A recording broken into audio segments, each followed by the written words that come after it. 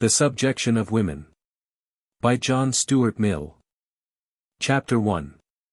The object of this essay is to explain as clearly as I am able grounds of an opinion which I have held from the very earliest period when I had formed any opinions at all on social political matters, and which, instead of being weakened or modified, has been constantly growing stronger by the progress of reflection and the experience of life. That the principle which regulates the existing social relations between the two sexes, the legal subordination of one sex to the other, is wrong itself, and now one of the chief hindrances to human improvement. And that it ought to be replaced by a principle of perfect equality, admitting no power or privilege on the one side, nor disability on the other. The very words necessary to express the task I have undertaken, show how arduous it is. But it would be a mistake to suppose that the difficulty of the case must lie in the insufficiency or obscurity of the grounds of reason on which my conviction rests. The difficulty is that which exists in all cases in which there is a mass of feeling to be contended against. So long as opinion is strongly rooted in the feelings, it gains rather than loses instability by having a preponderating weight of argument against it. For if it were accepted as a result of argument, the refutation of the argument might shake the solidity of the conviction. But when it rests solely on feeling, the worse it fares in argumentative contest, the more persuaded adherents are that their feeling must have some deeper ground, which the arguments do not reach. And while the feeling remains, it is always throwing up fresh entrenchments of argument to repair any breach made in the old. And there are so many causes tending to make the feelings connected with this subject the most intense and most deeply rooted of those which gather round and protect old institutions and custom, that we need not wonder to find them as yet less undermined and loosened than any of the rest by the progress the great modern spiritual and social transition. Nor suppose that the barbarisms to which men cling longest must be less barbarisms than those which they earlier shake off. In every respect the burthen is hard on those who attack an almost universal opinion. They must be very fortunate well as unusually capable if they obtain a hearing at all. They have more difficulty in obtaining a trial, than any other litigants have in getting a verdict. If they do extort a hearing, they are subjected to a set of logical requirements totally different from those exacted from other people. In all other cases, burthen of proof is supposed to lie with the affirmative. If a person is charged with a murder, it rests with those who accuse him to give proof of his guilt, not with himself to prove his innocence. If there is a difference of opinion about the reality of an alleged historical event, in which the feelings of men general are not much interested, as the siege of Troy example, those who maintain that the event took place expected to produce their proofs, before those who take the other side can be required to say anything. And at no time these required to do more than show that the evidence produced by the others is of no value.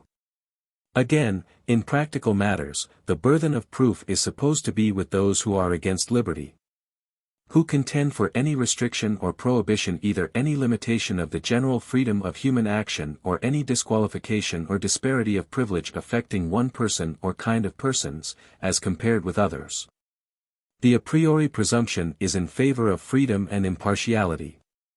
It is held that there should be no restraint not required by a general good, and that the law should be no respecter of persons but should treat all alike, save where dissimilarity of treatment is required by positive reasons, either of justice or of policy. But of none of these rules of evidence will the benefit be allowed to those who maintain the opinion I profess.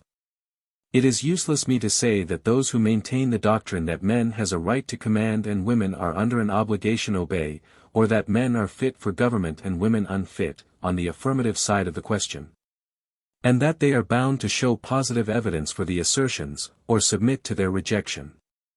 It is equally unavailing for me to say that those who deny to women any freedom or privilege rightly allow to men, having the double presumption against them that they are opposing freedom and recommending partiality, must held to the strictest proof of their case, and unless their success be such as to exclude all doubt, the judgment ought to against them.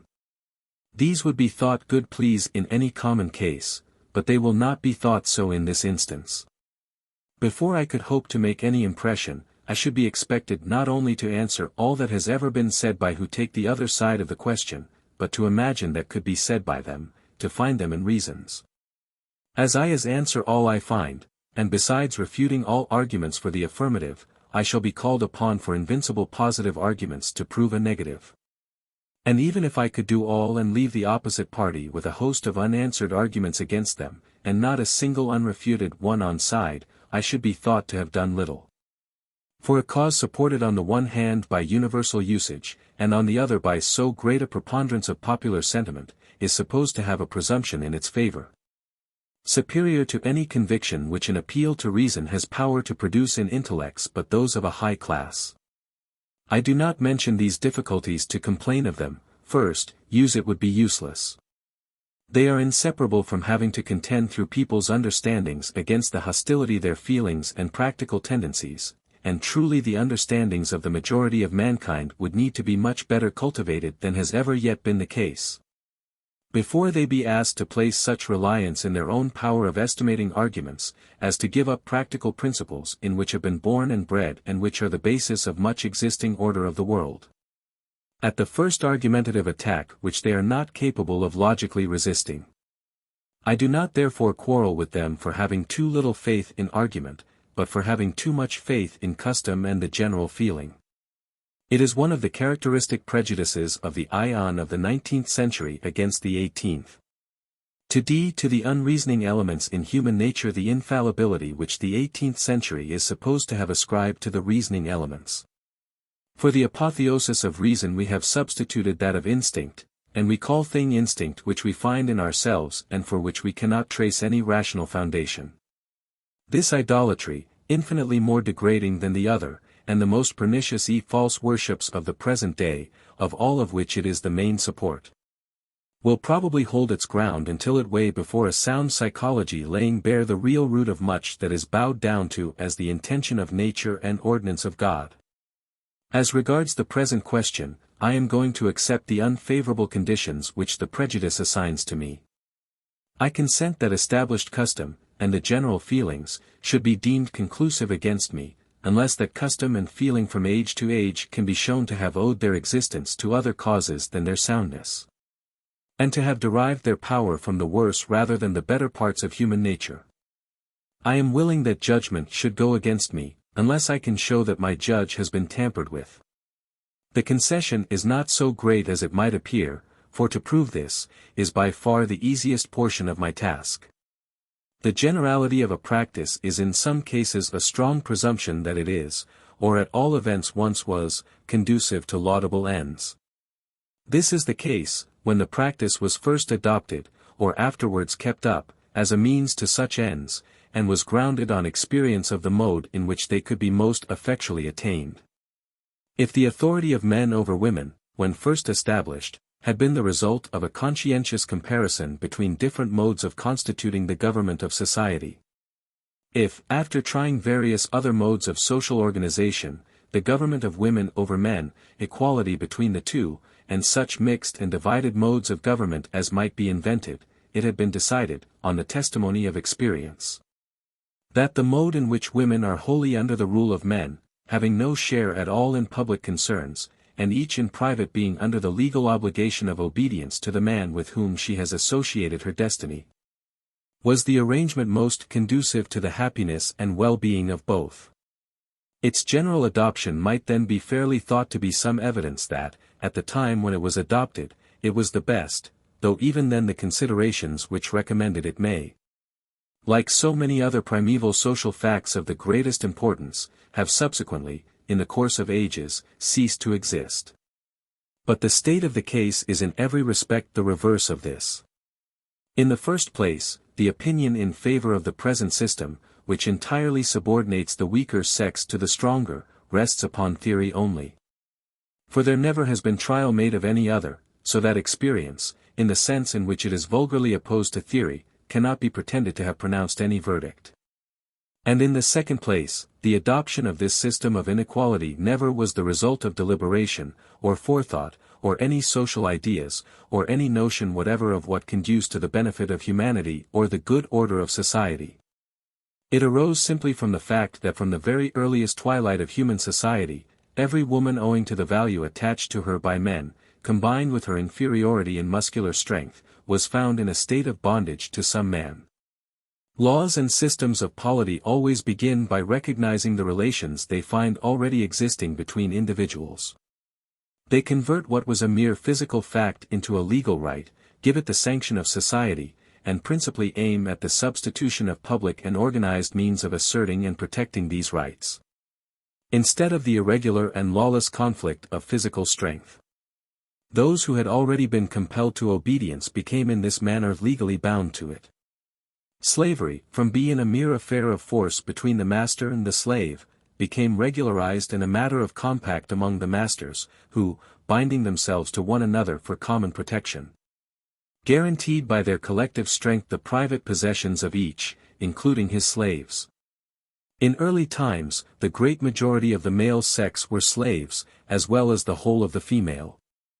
And many ages elapsed, some of them ages of high cultivation, before any thinker was bold enough to question the rightfulness, and the absolute social necessity, either of the one slavery or of the other. By degrees such thinkers did arise. And, the general progress of society assisting, the slavery of the male sex has, in all the countries of Christian Europe at least, though, in one of them, only within the last few years, been at length abolished. And that of the female sex has been gradually changed into a milder form of dependence.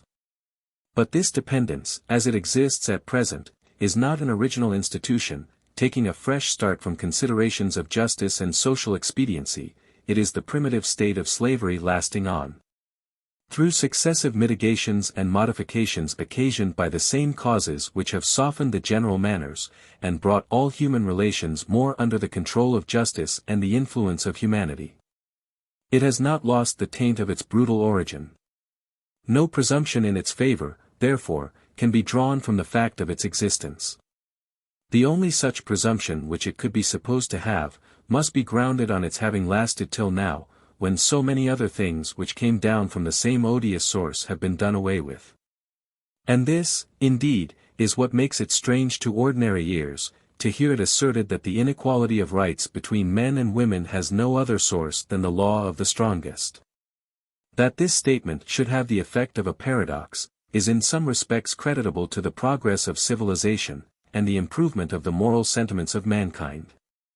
We now live, that is to say, one or two of the most advanced nations of the world now live, in a state in which the law of the strongest seems to be entirely abandoned as the regulating principle of the world's affairs. Nobody professes it, and as regards most of the relations between human beings, nobody is permitted to practice it. When anyone succeeds in doing so, it is under cover of some pretext which gives him the semblance of having some general social interest on his side. This being the ostensible state of things, people flatter themselves that the rule of mere force is ended, that the law of the strongest cannot be the reason of existence of anything which has remained in full operation down to the present time. However any of our present institutions may have begun, it can only, they think, have been preserved to this period of advanced civilization by a well-grounded feeling of its adaptation to human nature, and conduciveness to the general good. They do not understand the great vitality and durability of institutions which place right on the side of might, how intensely they are clung to. How the good as well as the bad propensities and sentiments of those who have power in their hands, become identified with retaining it, how slowly these bad institutions give way, one at a time, the weakest first. Beginning with those which are least interwoven with the daily habits of life. And how very rarely those who have obtained legal power because they first had physical, have ever lost their hold of it until the physical power had passed over to the other side. Such shifting of the physical force not having taken place in the case of women. This fact, combined with all the peculiar and characteristic features of the particular case, made it certain from the first that this branch of the system of right founded on might, though softened in its most atrocious features at an earlier period than several of the others, would be the very last to disappear. It was inevitable that this one case of a social relation grounded on force, would survive through generations of institutions grounded on equal justice, an almost solitary exception to the general character of their laws and customs. But which, so long as it does not proclaim its own origin, and as discussion has not brought out its true character, is not felt to jar with modern civilization. any more than domestic slavery among the Greeks jarred with their notion of themselves as a free people. The truth is, that people of the present and the last 2 or 3 generations have lost all practical sense of the primitive condition of humanity. And only the few who have studied history accurately, or have much frequented the parts of the world occupied by the living representatives of ages long past, are able to form any mental picture of what society then was. People are not aware how entirely, in former ages, the law of superior strength was the rule of life. How publicly and openly it was avowed, I do not say cynically or shamelessly, for these words imply a feeling that there was something in it to be ashamed of, and no such notion could find a place in the faculties of any person in those ages. Except a philosopher or a saint. History gives a cruel experience of human nature, in showing how exactly the regard due to the life, possessions, and entire earthly happiness of any class of persons, was measured by what they had the power of enforcing. How all who made any resistance to authorities that had arms in their hands, however dreadful might be the provocation, had not only the law of force but all other laws, and all the notions of social obligation against them. And in the eyes of those whom they resisted, were not only guilty of crime, but of the worst of all crimes, deserving the most cruel chastisement which human beings could inflict. The first small vestige of a feeling of obligation in a superior to acknowledge any right in inferiors, began when he had been induced, for convenience, to make some promise to them. Though these promises, even when sanctioned by the most solemn oaths, were for many ages revoked or violated on the most trifling provocation or temptation, it is probably that this, except by persons of still worse than the average morality, was seldom done without some twinges of conscience. The ancient republics, being mostly grounded from the first upon some kind of mutual compact, or at any rate formed by an union of persons not very unequal in strength, afforded, in consequence, the first instance of a portion of human relations fenced round, and placed under the dominion of another law than that of force. And though the original law of force remained in full operation between them and their slaves, and also, except so far as limited by express compact, between a commonwealth and its subjects or other independent commonwealths, the banishment of that primitive law even from so narrow a field, commenced the regeneration of human nature, by giving birth to sentiments of which experience soon demonstrated the immense value even for material interests, and which thenceforward only required to be enlarged, not created. Though slaves were no part of the commonwealth, it was in the free states that slaves were first felt to have rights as human beings. The Stoics were, I believe, the first, except so far as the Jewish law constitutes an exception, who taught as a part of morality that men were bound by moral obligations to their slaves. No one, after Christianity became ascendant, could ever again have been a stranger to this belief, in theory, nor, after the rise of the Catholic Church, was it ever without persons to stand up for it. Yet to enforce it was the most arduous task which Christianity ever had to perform. For more than 1,000 years the Church kept up the contest, with hardly any perceptible success. It was not for want of power over men's minds. Its power was prodigious. It could make kings and nobles resign their most valued possessions to enrich the Church. It could make thousands in the prime of life and the height of worldly advantages, shut themselves up in convents to work out their salvation by poverty, fasting, and prayer. It could send hundreds of thousands across land and sea, Europe and Asia, to give their lives for the deliverance of the Holy Sepulchre. It could make kings relinquish wives who were the object of their passionate attachment, because the Church declared that they were within the 7th, by our calculation the 14th, degree of relationship. All this it did. But it could not make men fight less with one another, nor tyrannize less cruelly over the serfs, and when they were able, over burgesses. It could not make them renounce either of the applications of force, force militant, or force triumphant. This they could never be induced to do until they were themselves in their turn compelled by superior force. Only by the growing power of kings was an end put to fighting except between kings, or competitors for kingship. Only by the growth of a wealthy and warlike bourgeoisie in the fortified towns, and of a plebeian infantry which proved more powerful in the field than the undisciplined chivalry. Was the insolent tyranny of the nobles over the bourgeoisie and peasantry brought within some bounds? It was persisted in not only until, but long after, the oppressed had obtained a power enabling them often to take conspicuous vengeance. And on the continent much of it continued to the time of the French Revolution, though in England the earlier and better organization of the democratic classes put an end to it sooner, by establishing equal laws and free national institutions. If people are mostly so little aware how completely, during the greater part of the duration of our species, the law of force was the avowed rule of general conduct. Any other being only a special and exceptional consequence of peculiar ties, and from how very recent a date it is that the affairs of society in general have been even pretended to be regulated according to any moral law. As little do people remember or consider, how institutions and customs which never had any ground but the law of force, last on into ages and states of general opinion which never would have permitted their first establishment. Less than 40 years ago, Englishmen might still by law hold human beings in bondage as saleable property. Within the present century they might kidnap them and carry them off, and work them literally to death. This absolutely extreme case of the law of force, condemned by those who can tolerate almost every other form of arbitrary power, and which, of all others, presents features the most revolting to the feelings of all who look at it from an impartial position, was the law of civilized and Christian England within the memory of persons now living, and in one half of Anglo-Saxon America 3 or 4 years ago. Not only did slavery exist, but the slave trade, and the breeding of slaves expressly for it, was a general practice between slave states.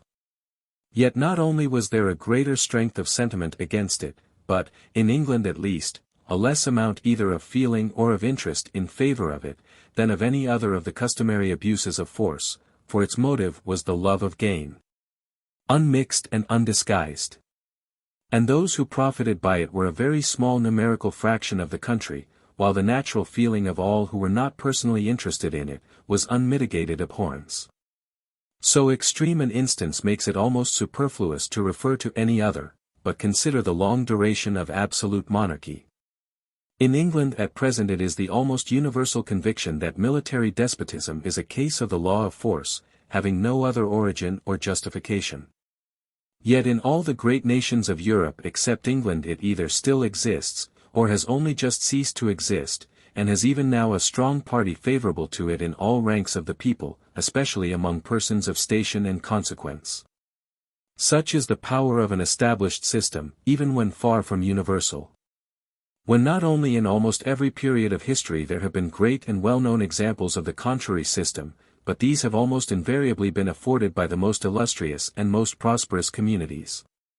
In this case, too, the possessor of the undue power, the person directly interested in it, is only one person, while those who are subject to it and suffer from it are literally all the rest. The yoke is naturally and necessarily humiliating to all persons, except the one who is on the throne, together with, at most, the one who expects to succeed to it. How different are these cases from that of the power of men over women?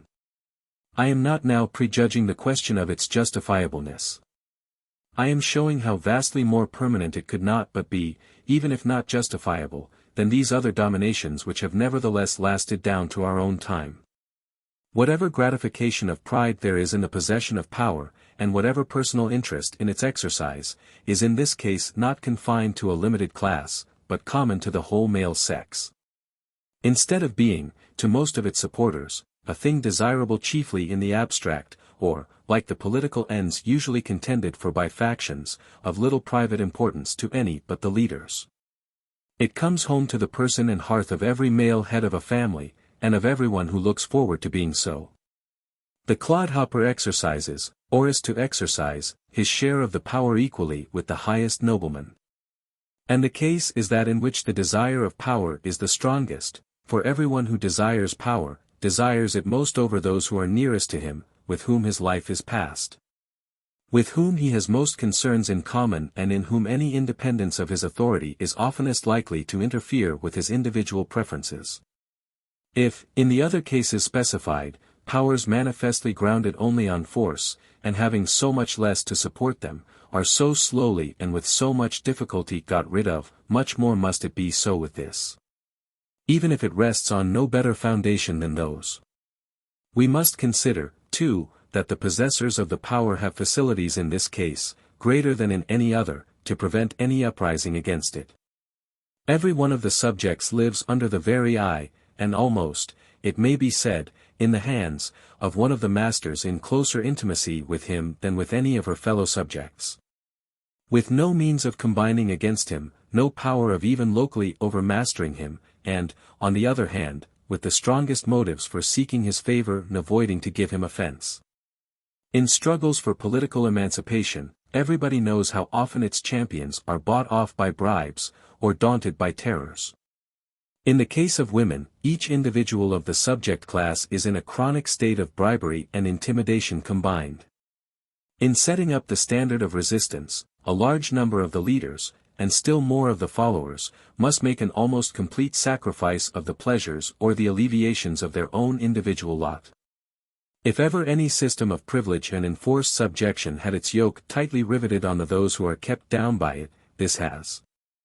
I have not yet shown that it is a wrong system, but everyone who is capable of thinking on the subject must see that even if it was certain to outlast all other forms of unjust authority. And when some of the grossest of the other forms still exist in many civilized countries, and have only recently been got rid of in others, it would be strange if that which is so much the deepest rooted had yet been perceptibly shaken anywhere. There is more reason to wonder that the protests and testimonies against it should have been so numerous and so weighty as they are. Some will object, that a comparison cannot fairly be made between the government of the male sex and the forms of unjust power which I have adduced in illustration of it, since these are arbitrary, and the effect of mere usurpation. While it on the contrary is natural. But was there ever any domination which did not appear natural to those who possessed it? There was a time when the division of mankind into two classes, a small one of masters and a numerous one of slaves, appeared, even to the most cultivated minds, to be natural, and the only natural, condition of the human race. No less an intellect, and one which contributed no less to the progress of human thought, than Aristotle, held this opinion without doubt or misgiving. And rested it on the same premises on which the same assertion in regard to the dominion of men over women is usually based, namely that there are different natures among mankind, free natures, and slave natures.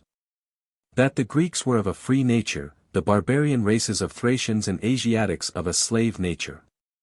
But why need I go back to Aristotle? Did not the slave owners of the southern United States maintain the same doctrine, with all the fanaticism with which men ding to the theories that justify their passions and legitimate their personal interests? Did they not call heaven and earth to witness that the dominion of the white man over the black is natural, that the black race is by nature incapable of freedom, and marked out for slavery? Some even going so far as to say that the freedom of manual laborers is an unnatural order of things anywhere. Again, the theorists of absolute monarchy have always affirmed it to be the only natural form of government. Issuing from the patriarchal, which was the primitive and spontaneous form of society, framed on the model of the paternal, which is anterior to society itself, and, as they contend, the most natural authority of all. Nay, for that matter, the law of force itself, to those who could not plead any other has always seemed the most natural of all grounds for the exercise of authority. Conquering races hold it to be nature's own dictate that the conquered should obey the conquerors, or as they euphoniously paraphrase it, that the feebler and more unwarlike races should submit to the braver and manlier.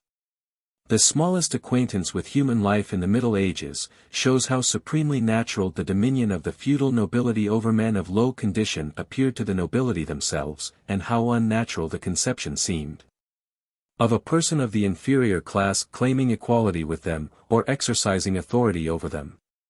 It hardly seemed less so to the class held in subjection. The emancipated serfs and burgesses, even in their most vigorous struggles, never made any pretension to a share of authority. They only demanded more or less of limitation to the power of tyrannizing over them. So true is it that unnatural generally means only uncustomary, and that everything which is usual appears natural. The subjection of women to men being a universal custom, any departure from it quite naturally appears unnatural. But how entirely, even in this case, the feeling is dependent on custom, appears by ample experience. Nothing so much astonishes the people of distant parts of the world, when they first learn anything about England, as to be told that it is under a queen. The thing seems to them so unnatural as to be almost incredible. To Englishmen this does not seem in the least degree unnatural, because they are used to it, but they do feel it unnatural that women should be soldiers or members of Parliament. In the feudal ages, on the contrary, war and politics were not thought unnatural to women, because not unusual. It seemed natural that women of the privileged classes should be of manly character, inferior in nothing but bodily strength to their husbands and fathers. The independence of women seemed rather less unnatural to the Greeks than to other ancients, on account of the fabulous Amazons, whom they believed to be historical, and the partial example afforded by the Spartan women, who, though no less subordinate by law than in other Greek states, were more free in fact, and being trained to bodily exercises in the same manner with men, gave ample proof that they were not naturally disqualified for them. There can be little doubt that Spartan experience suggested to Plato, among many other of his doctrines, that of the social and political equality of the two sexes. But, it will be said, the rule of men over women differs from all these others in not being a rule of force. It is accepted voluntarily, women make no complaint, and are consenting parties to it. In the first place, a great number of women do not accept it. Ever since there have been women able to make their sentiments known by their writings, the only mode of publicity which society permits to them, an increasing number of them have recorded protests against their present social condition, and recently many thousands of them, headed by the most eminent women known to the public, have petitioned Parliament for their admission to the parliamentary suffrage. The claim of women to be educated as solidly, and in the same branches of knowledge, as men, is urged with growing intensity, and with a great prospect of success. While the demand for their admission into professions and occupations hitherto closed against them, becomes every year more urgent. Though there are not in this country, as there are in the United States, periodical conventions and an organized party to agitate for the rights of women, there is a numerous and active society organized and managed by women, for the more limited object of obtaining the political franchise. Nor is it only in our own country and in America that women are beginning to protest, more or less collectively, against the disabilities under which they labor. France, and Italy, and Switzerland, and Russia now afford examples of the same thing. How many more women there are who silently cherish similar aspirations, no one can possibly know. But there are abundant tokens how many would cherish them, were they not so strenuously taught to repress them as contrary to the proprieties of their sex. It must be remembered, also, that no enslaved class ever asked for complete liberty at once. When Simon de Montfort called the deputies of the Commons to sit for the first time in Parliament, did any of them dream of demanding that an assembly, elected by their constituents, should make and destroy ministries, and dictate to the king in affairs of state? No such thought entered into the imagination of the most ambitious of them. The nobility had already these pretensions. The Commons pretended to nothing but to be exempt from arbitrary taxation, and from the gross individual oppression of the king's officers. It is a political law of nature that those who are under any power of ancient origin, never begin by complaining of the power itself, but only of its oppressive exercise. There is never any want of women who complain of ill usage by their husbands. There would be infinitely more, if complaint were not the greatest of all provocatives to a repetition and increase of the ill usage. It is this which frustrates all attempts to maintain the power but protect the woman against its abuses. In no other case, except that of a child, is the person who has been proved judicially to have suffered an injury, replaced under the physical power of the culprit who inflicted it. Accordingly wives, even in the most extreme and protracted cases of bodily ill usage, hardly ever dare avail themselves of the laws made for their protection, and if, in a moment of irrepressible indignation, or by the interference of neighbors, they are induced to do so, their whole effort afterwards is to disclose as little as they can, and to beg off their tyrant from his merited chastisement. All causes, social and natural, combine to make it unlikely that women should be collectively rebellious to the power of men. They are so far in a position different from all other subject classes, that their masters require something more from them than actual service. Men do not want solely the obedience of women, they want their sentiments. All men, except the most brutish, desire to have, in the woman most nearly connected with them, not a forced slave but a willing one, not a slave merely, but a favorite. They have therefore put everything in practice to enslave their minds. The masters of all other slaves rely, for maintaining obedience, on fear, either fear of themselves, or religious fears.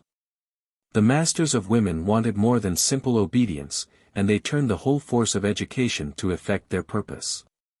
All women are brought up from the very earliest years in the belief that their ideal of character is the very opposite to that of men, not self-will, and government by self-control, but submission, and yielding to the control of other. All the moralities tell them that it is the duty of women, and all the current sentimentalities that it is their nature, to live for others, to make complete abnegation of themselves, and to have no life but in their affections. And by their affections are meant the only ones they are allowed to have, those to the men with whom they are connected, or to the children who constitute an additional and indefeasible tie between them and a man. When we put together three things, first, the natural attraction between opposite sexes, secondly, the wife's entire dependence on the husband, every privilege or pleasure she has being either his gift, or depending entirely on his will. And lastly, that the principal object of human pursuit, consideration, and all objects of social ambition, can in general be sought or obtained by her only through him. It would be a miracle if the object of being attractive to men had not become the polar star of feminine education and formation of character.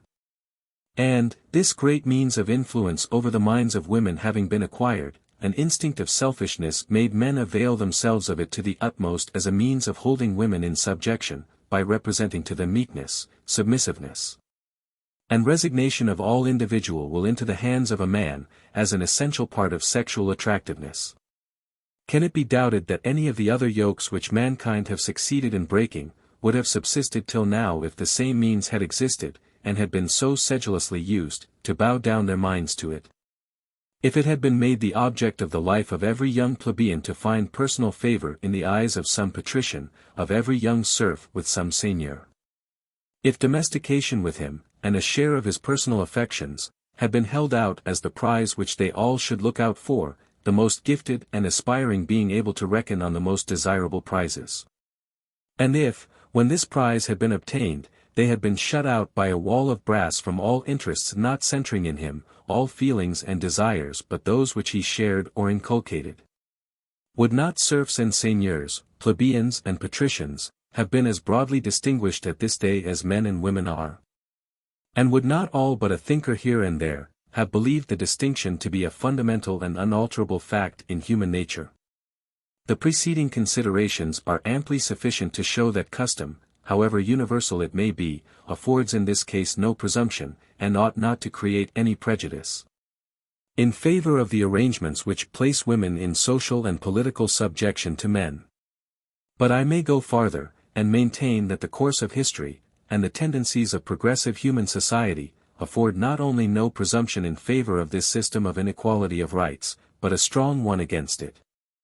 And that, so far as the whole course of human improvement up to the time, the whole stream of modern tendencies, warrants any inference on the subject, it is, that this relic of the past is discordant with the future, and must necessarily disappear. For, what is the peculiar character of the modern world, the difference which chiefly distinguishes modern institutions, modern social ideas, modern life itself, from those of times long past?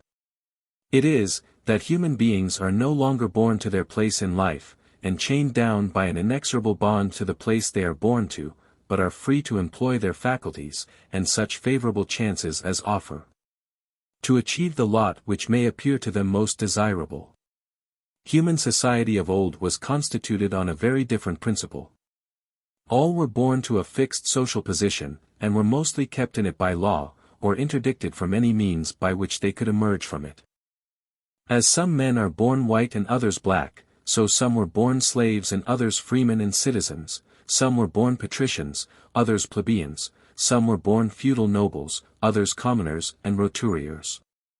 A slave or serf could never make himself free, nor, except by the will of his master, become so. In most European countries it was not till towards the close of the Middle Ages, and as a consequence of the growth of regal power, that commoners could be ennobled. Even among nobles, the eldest son was born the exclusive heir to the paternal possessions, and a long time elapsed before it was fully established that the father could disinherit him. Among the industrious classes, only those who were born members of a guild, or were admitted into it by its members, could lawfully practice their calling within its local limits. And nobody could practice any calling deemed important, in any but the legal manner, by processes authoritatively prescribed. Manufacturers have stood in the pillory for presuming to carry on their business by new and improved methods. In modern Europe, and most in those parts of it which have participated most largely in all other modern improvements, diametrically opposite doctrines now prevail. Law and government do not undertake to prescribe by whom any social or industrial operation shall or shall not be conducted, or what modes of conducting them shall be lawful. These things are left to the unfettered choice of individuals. Even the laws which required that workmen should serve an apprenticeship, have in this country been repealed, there being ample assurance that in all cases in which an apprenticeship is necessary, its necessity will suffice to enforce it. The old theory was, that the least possible should be left to the choice of the individual agent, that all he had to do should, as far as practicable, be laid down for him by superior wisdom. Left to himself he was sure to go wrong. The modern conviction, the fruit of 1,000 years of experience, is, that things in which the individual is the person directly interested, never go right but as they are left to his own discretion. And that any regulation of them by authority, except to protect the rights of others, is sure to be mischievous. This conclusion slowly arrived at, and not adopted until almost every possible application of the contrary theory had been made with disastrous result, now, in the industrial department, prevails universally in the most advanced countries. Almost universally in all that have pretensions to any sort of advancement. It is not that all processes are supposed to be equally good, or all persons to be equally qualified for everything. But that freedom of individual choice is now known to be the only thing which procures the adoption of the best processes, and throws each operation into the hands of those who are best qualified for it. Nobody thinks it necessary to make a law that only a strong-armed man shall be a blacksmith. Freedom and competition suffice to make blacksmiths strong-armed men, because the weak-armed can earn more by engaging in occupations for which they are more fit. In consonance with this doctrine, it is felt to be an overstepping of the proper bounds of authority to fix beforehand, on some general presumption, that certain persons are not fit to do certain things. It is now thoroughly known and admitted that if some such presumptions exist, no such presumption is infallible. Even if it be well grounded in a majority of cases, which it is very likely not to be, there will be a minority of exceptional cases in which it does not hold, and in those it is both an injustice to the individuals, and a detriment to society. To place barriers in the way of their using their faculties for their own benefit and for that of others. In the cases, on the other hand, in which the unfitness is real, the ordinary motives of human conduct will on the whole suffice to prevent the incompetent person from making, or from persisting in, the attempt. If this general principle of social and economical science is not true, if individuals, with such help as they can derive from the opinion of those who know them, are not better judges than the law and the government, of their own capacities and vocation, the world cannot too soon abandon this principle, and return to the old system of regulations and disabilities.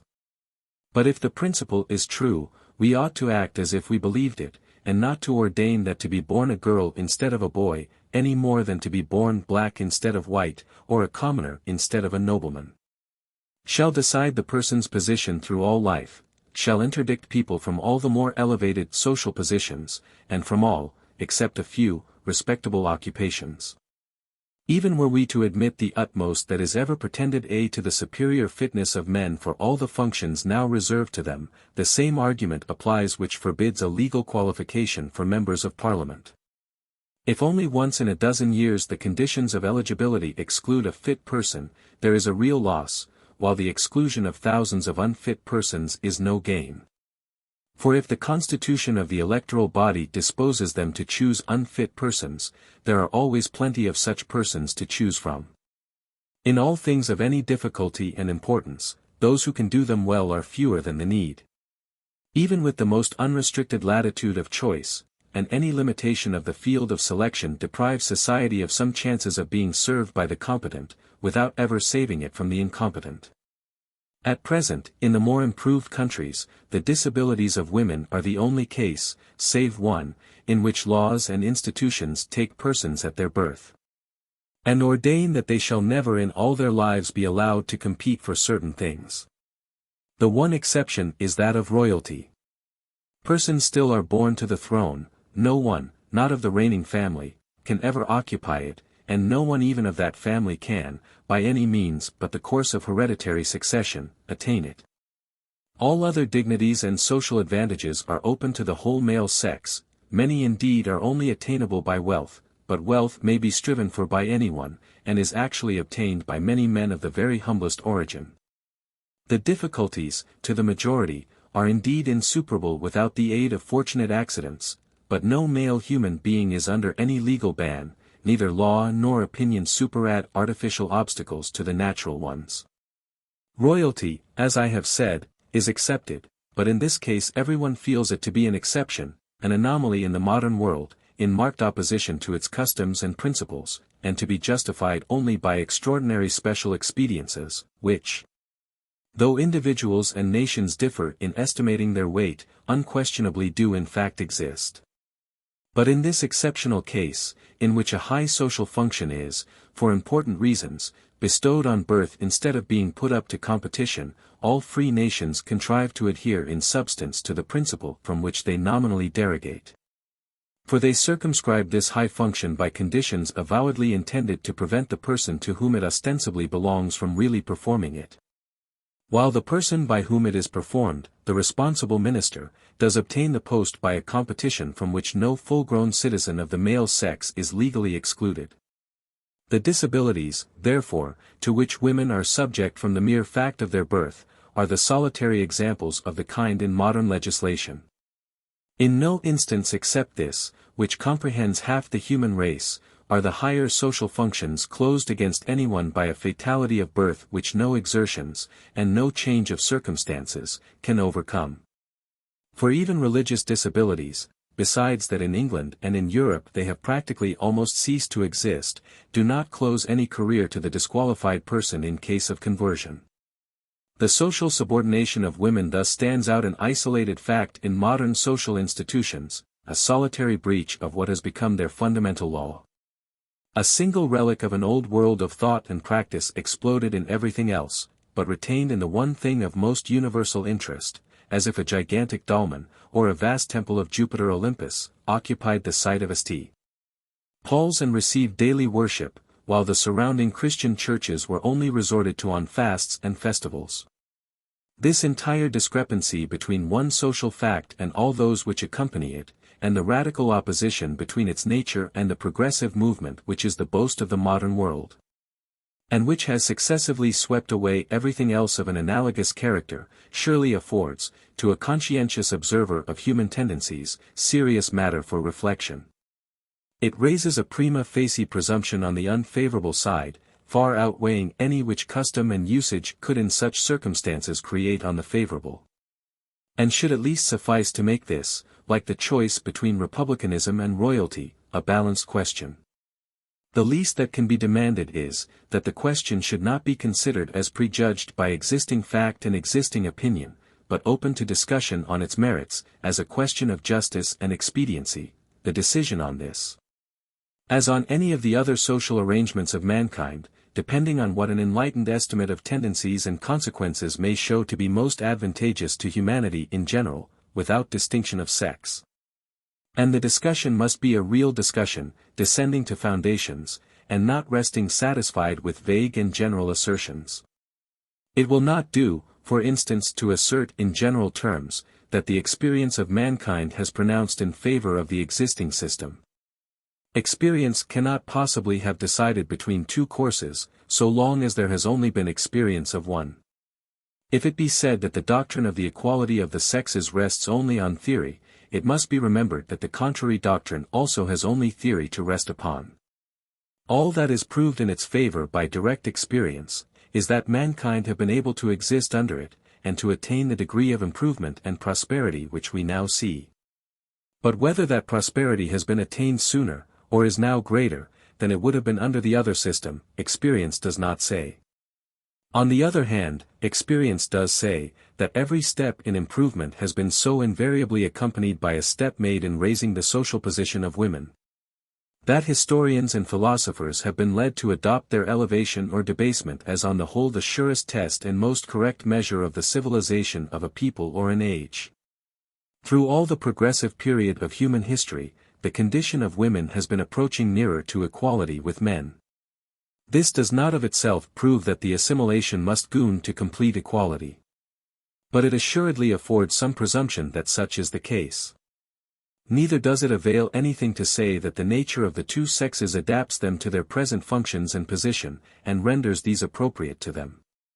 Standing on the ground of common sense and the constitution of the human mind, I deny that anyone knows, or can know, the nature of the two sexes, as long as they have only been seen in their present relation to one another. If men had ever been found in society without women, or women without men, or if there had been a society of men and women in which the women were not under the control of the men, something might have been positively known about the mental and moral differences which may be inherent in the nature of each. What is now called the nature of women is an eminently artificial thing, the result of forced repression in some directions, unnatural stimulation in others. It may be asserted without scruple, that no other class of dependents have had their character so entirely distorted from its natural proportions by their relation with their masters. For, if conquered and slave races have been, in some respects, more forcibly repressed, whatever in them has not been crushed down by an iron heel has generally been let alone, and if left with any liberty of development, it has developed itself according to its own laws. But in the case of women, a hothouse and stove cultivation has always been carried on of some of the capabilities of their nature, for the benefit and pleasure of their masters then. Because certain products of the general vital force sprout luxuriantly and reach a great development in this heated atmosphere and under this active nurture and watering, while others shoots from the same root, which are left outside in the wintry air, with ice purposely heaped all round them, have a stunted growth, and some are burnt off with fire and disappear. Men, with that inability to recognize their own work which distinguishes the unanalytic mind, indolently believe that the tree grows of itself in the way they have made it grow, and that it would die if one half of it were not kept in a vapor bath and the other half in the snow. Of all difficulties which impede the progress of thought, and the formation of well-grounded opinions on life and social arrangements, the greatest is now the unspeakable ignorance and inattention of mankind in respect to the influences which form human character. Whatever any portion of the human species now are, or seem to be, such, it is supposed, they have a natural tendency to be, even when the most elementary knowledge of the circumstances in which they have been placed clearly points out the causes that made them what they are. Because a cottier deeply in arrears to his landlord is not industrious, there are people who think that the Irish are naturally idle. Because constitutions can be overthrown when the authorities appointed to execute them turn their arms against them, there are people who think the French incapable of free government. Because the Greeks cheated the Turks, and the Turks only plundered the Greeks, there are persons who think that the Turks are naturally more sincere, and because women, as is often said, care nothing about politics except their personalities, it is supposed that the general good is naturally less interesting to women than to men. History, which is now so much better understood than formerly, teaches another lesson, if only by showing the extraordinary susceptibility of human nature to external influences, and the extreme variableness of those of its manifestations which are supposed to be most universal and uniform. But in history, as in traveling, men usually see only what they already had in their own minds, and few learn much from history, who do not bring much with them to its study. Hence, in regard to that most difficult question, what are the natural differences between the two sexes, a subject on which it is impossible in the present state of society to obtain complete and correct knowledge, while almost everybody dogmatizes upon it. Almost all neglect and make light of the only means by which any partial insight can be obtained into it. This is an analytic study of the most important department of psychology, the laws of the influence of circumstances on character.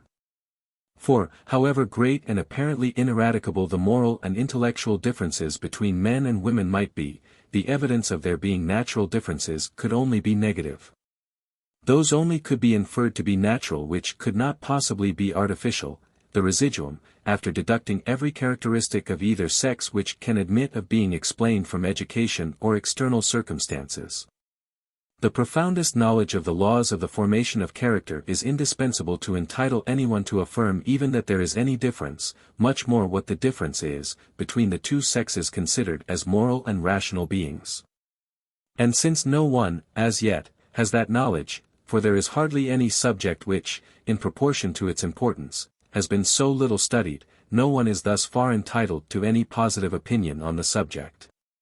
Conjectures are all that can at present be made, conjectures more or less probable, according as more or less authorized by such knowledge as we yet have of the laws of psychology, as applied to the formation of character.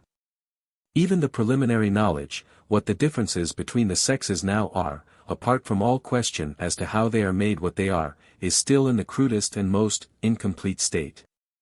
Medical practitioners and physiologists have ascertained, to some extent, the differences in bodily constitution, and this is an important element to the psychologist, but hardly any medical practitioner is a psychologist. Respecting the mental characteristics of women, their observations are of no more worth than those of common men. It is a subject on which nothing final can be known, so long as those who alone can really know it, women themselves, have given but little testimony, and that little, mostly suborned. It is easy to know stupid women. Stupidity is much the same all the world over. A stupid person's notions and feelings may confidently be inferred from those which prevail in the circle by which the person is surrounded. Not so with those whose opinions and feelings are an emanation from their own nature and faculties. It is only a man here and there who has any tolerable knowledge of the character even of the women of his own family. I do not mean, of their capabilities, these nobody knows, not even themselves, because most of them have never been called out.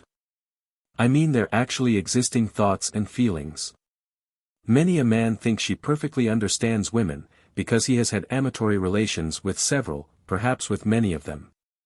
If he is a good observer, and his experience extends to quality as well as quantity, he may have learnt something of one narrow department of their nature, an important department, no doubt. But of all the rest of it, few persons are generally more ignorant, because there are few from whom it is so carefully hidden. The most favorable case which a man can generally have for studying the character of a woman, is that of his own wife, for the opportunities are greater, and the cases of complete sympathy not so unspeakably rare. And in fact, this is the source from which any knowledge worth having on the subject has, I believe, generally come. But most men have not had the opportunity of studying in this way more than a single case, accordingly one can, to an almost laughable degree, infer what a man's wife is like, from his opinions about women in general. To make even this one case yield any result, the woman must be worth knowing, and the man not only a competent judge, but of a character so sympathetic in itself, and so well adapted to hers, that he can either read her mind by sympathetic intuition, or has nothing in himself which makes her shy of disclosing it. Hardly anything, I believe, can be more rare than this conjunction. It often happens that there is the most complete unity of feeling and community of interests as to all external things, yet the one has as little admission into the internal life of the other as if they were common acquaintance. Even with true affection, authority on the one side and subordination on the other prevent perfect confidence. Though nothing may be intentionally withheld, much is not shown. In the analogous relation of parent and child, the corresponding phenomenon must have been in the observation of everyone.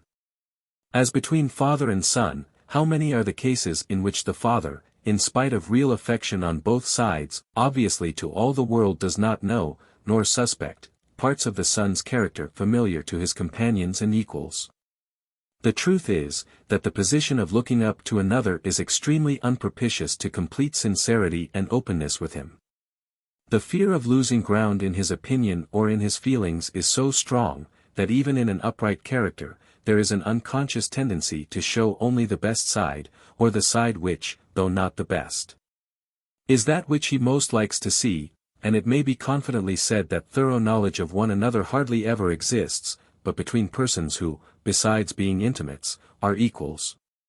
How much more true, then, must all this be, when the one is not only under the authority of the other, but has it inculcated on her as a duty to reckon everything else subordinate to his comfort and pleasure, and to let him neither see nor feel anything coming from her, except what is agreeable to him. All these difficulties stand in the way of a man's obtaining any thorough knowledge even of the one woman whom alone, in general, he has sufficient opportunity of studying. When we further consider that to understand one woman is not necessarily to understand any other woman, that even if he could study many women of one rank or of one country, he would not thereby understand women of other ranks or countries. And even if he did, they are still only the women of a single period of history. We may safely assert that the knowledge which men can acquire of women, even as they have been and are, without reference to what they might be, is wretchedly imperfect and superficial, and always will be so, until women themselves have told all that they have to tell. And this time has not come, nor will it come otherwise than gradually. It is but of yesterday that women have either been qualified by literary accomplishments or permitted by society, to tell anything to the general public. As yet very few of them dare tell anything, which men, on whom their literary success depends, are unwilling to hear. Let us remember in what manner, up to a very recent time, the expression, even by a male author, of uncustomary opinions, or what are deemed eccentric feelings, usually was, and in some degree still is, received. And we may form some faint conception under what impediments a woman, who is brought up to think custom and opinion her sovereign rule, attempts to express in books anything drawn from the depths of her own nature. The greatest woman who has left writings behind her sufficient to give her an eminent rank in the literature of her country, thought it necessary to prefix as a motto to her boldest work, put braver l'opinion. Femme doit soit soumettre. The greater part of what women write about women is mere sycophancy to men. In the case of unmarried women, much of it seems only intended to increase their chance of a husband. Many, both married and unmarried, overstep the mark, and inculcate a servility beyond what is desired or relished by any man, except the very vulgarest. But this is not so often the case as, even at a quite late period, it still was. Literary women are becoming more free-spoken, and more willing to express their real sentiments. Unfortunately, in this country especially, they are themselves such artificial products, that their sentiments are compounded of a small element of individual observation and consciousness, and a very large one of acquired associations. This will be less and less the case, but it will remain true to a great extent, as long as social institutions do not admit the same free development of originality in women which is possible to men. When that time comes, and not before, we shall see, and not merely hear, as much as it is necessary to know of the nature of women, and the adaptation of other things to it. I have dwelt so much on the difficulties which at present obstruct any real knowledge by men of the true nature of women, because in this as in so many other things, opinio copii inter maximus causas innopi est.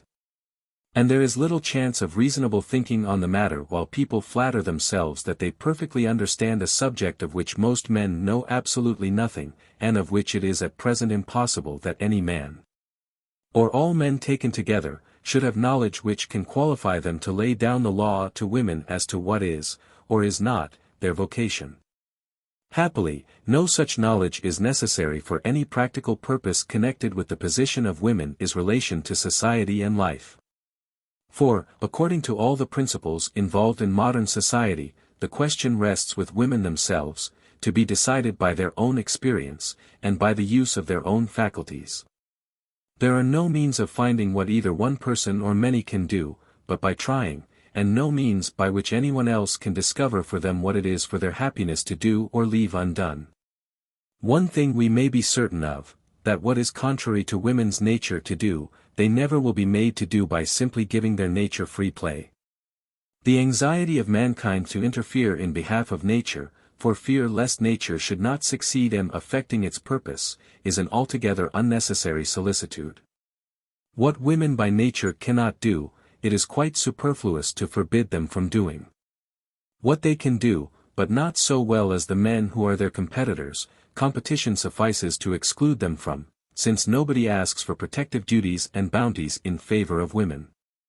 It is only asked that the present bounties and protective duties in favor of men should be recalled. If women have a greater natural inclination for some things than for others, there is no need of laws or social inculcation to make the majority of them do the former in preference to the latter. Whatever women's services are most wanted for, the free play of competition will hold out the strongest inducements to them to undertake. And, as the words imply, they are most wanted for the things for which they are most fit.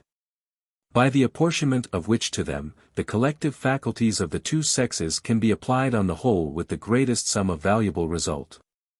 The general opinion of men is supposed to be, that the natural vocation of a woman is that of a wife and mother. I say, is supposed to be, because, judging from acts, from the whole of the present constitution of society, one might infer that their opinion was the direct contrary. They might be supposed to think that the alleged natural vocation of women was of all things the most repugnant to their nature. Insomuch that if they are free to do anything else, if any other means of living or occupation of their time and faculties, is open, which has any chance of appearing desirable to them, there will not be enough of them who will be willing to accept the conditions said to be natural to them. If this is the real opinion of men in general, it would be well that it should be spoken out. I should like to hear somebody openly enunciating the doctrine. It is already implied in much that is written on the subject. It is necessary to society that women should marry and produce children. They will not do so unless they are compelled. Therefore it is necessary to compel them. The merits of the case would then be clearly defined. It would be exactly that of the slaveholders of South Carolina and Louisiana. It is necessary that cotton and sugar should be grown. White men cannot produce them. Negroes will not, for any wages which we choose to give. Ergo they must be compelled. An illustration still closer to the point is that of impressment. Sailors must absolutely be had to defend the country. It often happens that they will not voluntarily enlist. Therefore there must be the power of forcing them. How often has this logic been used? And, but for one flaw in it, without doubt it would have been successful up to this day. But it is open to the retort, first pay the sailors the honest value of their labor. When you have made it as well worth their while to serve you, as to work for other employers, you will have no more difficulty than others have in obtaining their services. To this there is no logical answer except, I will not, and as people are now not only ashamed, but are not desirous, to rob the laborer of his hire, impressment is no longer advocated. Those who attempt to force women into marriage by closing all other doors against them, lay themselves open to a similar retort. If they mean what they say, their opinion must evidently be, that men do not render the married condition so desirable to women, as to induce them to accept it for its own recommendations. It is not a sign of one's thinking the boon one offers very attractive, when one allows only Hobson's choice, that or none. And here, I believe, is the clue to the feelings of those men, who have a real antipathy to the equal freedom of women. I believe they are afraid, not lest women should be unwilling to marry, for I do not think that anyone in reality has that apprehension, but lest they should insist that marriage should be on equal conditions. Lest all women of spirit and capacity should prefer doing almost anything else, not in their own eyes degrading, rather than marry, when marrying is giving themselves a master, and a master too of all their earthly possessions. And truly, if this consequence were necessarily incident to marriage, I think that the apprehension would be very well founded. I agree in thinking it probable that few women, capable of anything else, would, unless under an irresistible entrainment, rendering them for the time insensible to anything but itself, choose such a lot. When any other means were open to them of filling a conventionally honorable place in life, and if men are determined that the law of marriage shall be a law of despotism, they are quite right, in point of mere policy, in leaving to women only Hobson's choice. But, in that case, all that has been done in the modern world to relax the chain on the minds of women, has been a mistake. They never should have been allowed to receive a literary education. Women who read, much more women who write, are, in the existing constitution of things, a contradiction and a disturbing element, and it was wrong to bring women up with any acquirements but those of an odalisque, or of a domestic servant. How do you find this book? Any thoughts about the book or the author? Any suggestion for improvement? Please take a moment to share your thoughts in a comment. If you like it, share it with your friends who might enjoy it as well. Subscribe to keep in touch. Visit completeaudiobooks.com for more quality content. Chapter 2. It will be well to commence the detailed discussion of the subject by the particular branch of it to which the course of our observations has led us, the conditions which the laws of this and all other countries annex to the marriage contract. Marriage being the destination appointed by society for women, the prospect they are brought up to, and the object which it is intended should be sought by all of them, except those who are too little attractive to be chosen by any man as his companion. One might have supposed that everything would have been done to make this condition as eligible to them as possible, that they might have no cause to regret being denied the option of any other. Society, however, both in this, and, at first, in all other cases, has preferred to attain its object by foul rather than fair means, but this is the only case in which it has substantially persisted in them even to the present day. Originally women were taken by force or regularly sold by their father to the husband. Until a late period in European history, the father had the power to dispose of his daughter in marriage at his own will and pleasure, without any regard to hers.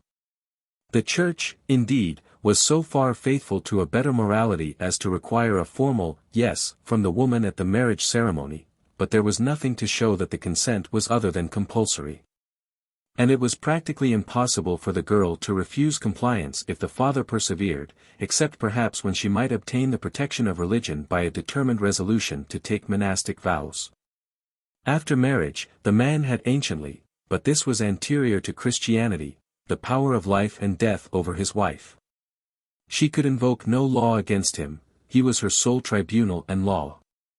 For a long time he could repudiate her, but she had no corresponding power in regard to him. By the old laws of England, the husband was called the lord of the wife. He was literally regarded as her sovereign, inasmuch that the murder of a man by his wife was called treason, petty as distinguished from high treason, and was more cruelly avenged than was usually the case with high treason. For the penalty was burning to death. Because these various enormities have fallen into disuse, for most of them were never formally abolished, or not until they had long ceased to be practiced, men suppose that all is now as it should be in regard to the marriage contract.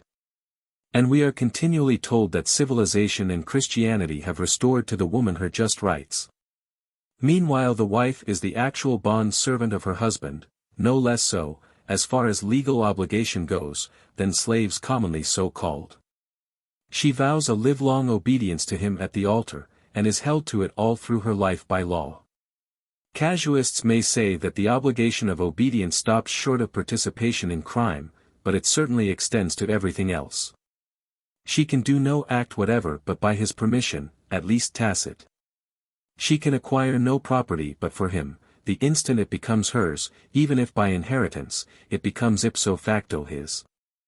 In this respect the wife's position under the common law of England is worse than that of slaves in the laws of many countries. By the Roman law, for example, a slave might have his peculium, which to a certain extent the law guaranteed to him for his exclusive use. The higher classes in this country have given an analogous advantage to their women, through special contracts setting aside the law, by conditions of pin money, etc. Since parental feeling being stronger with fathers than the class feeling of their own sex, a father generally prefers his own daughter to a son-in-law who is a stranger to him. By means of settlements, the rich usually contrive to withdraw the whole or part of the inherited property of the wife from the absolute control of the husband, but they do not succeed in keeping it under her own control. The utmost they can do only prevents the husband from squandering it, at the same time debarring the rightful owner from its use. The property itself is out of the reach of both. And as to the income derived from it, the form of settlement most favorable to the wife, that called to her separate use, only precludes the husband from receiving it instead of her, it must pass through her hands. But if he takes it from her by personal violence as soon as she receives it, he can neither be punished, nor compelled to restitution. This is the amount of the protection which, under the laws of this country, the most powerful nobleman can give to his own daughter as respects her husband. In the immense majority of cases there is no settlement, and the absorption of all rights, all property, as well as all freedom of action, is complete. The two are called one person in law, for the purpose of inferring that whatever is hers is his, but the parallel inference is never drawn that whatever is his is hers. The maxim is not applied against the man, except to make him responsible to third parties for her acts, as a master is for the acts of his slaves or of his cattle. I am far from pretending that wives are in general no better treated than slaves. But no slave is a slave to the same lengths, and in so full a sense of the word, as a wife is. Hardly any slave, except one immediately attached to the master's person, is a slave at all hours and all minutes. In general he has, like a soldier, his fixed task, and when it is done, or when he is off duty, he disposes, within certain limits, of his own time, and has a family life into which the master rarely intrudes. Uncle Tom, under his first master, had his own life in his cabin, almost as much as any man whose work takes him away from home, is able to have in his own family. But it cannot be so with the wife. Above all, a female slave has, in Christian countries, an admitted right, and is considered under a moral obligation, to refuse to her master the last familiarity. Not so the wife, however brutal a tyrant she may unfortunately be chained to, though she may know that he hates her, though it may be his daily pleasure to torture her. And though she may feel it impossible not to loathe him, he can claim from her and enforce the lowest degradation of a human being, that of being made the instrument of an animal function contrary to her inclinations. While she is held in this worst description of slavery as to her own person, what is her position in regard to the children in whom she and her master have a joint interest? They are by law his children. He alone has any legal rights over them. Not one act can she do towards or in relation to them, except by delegation from him.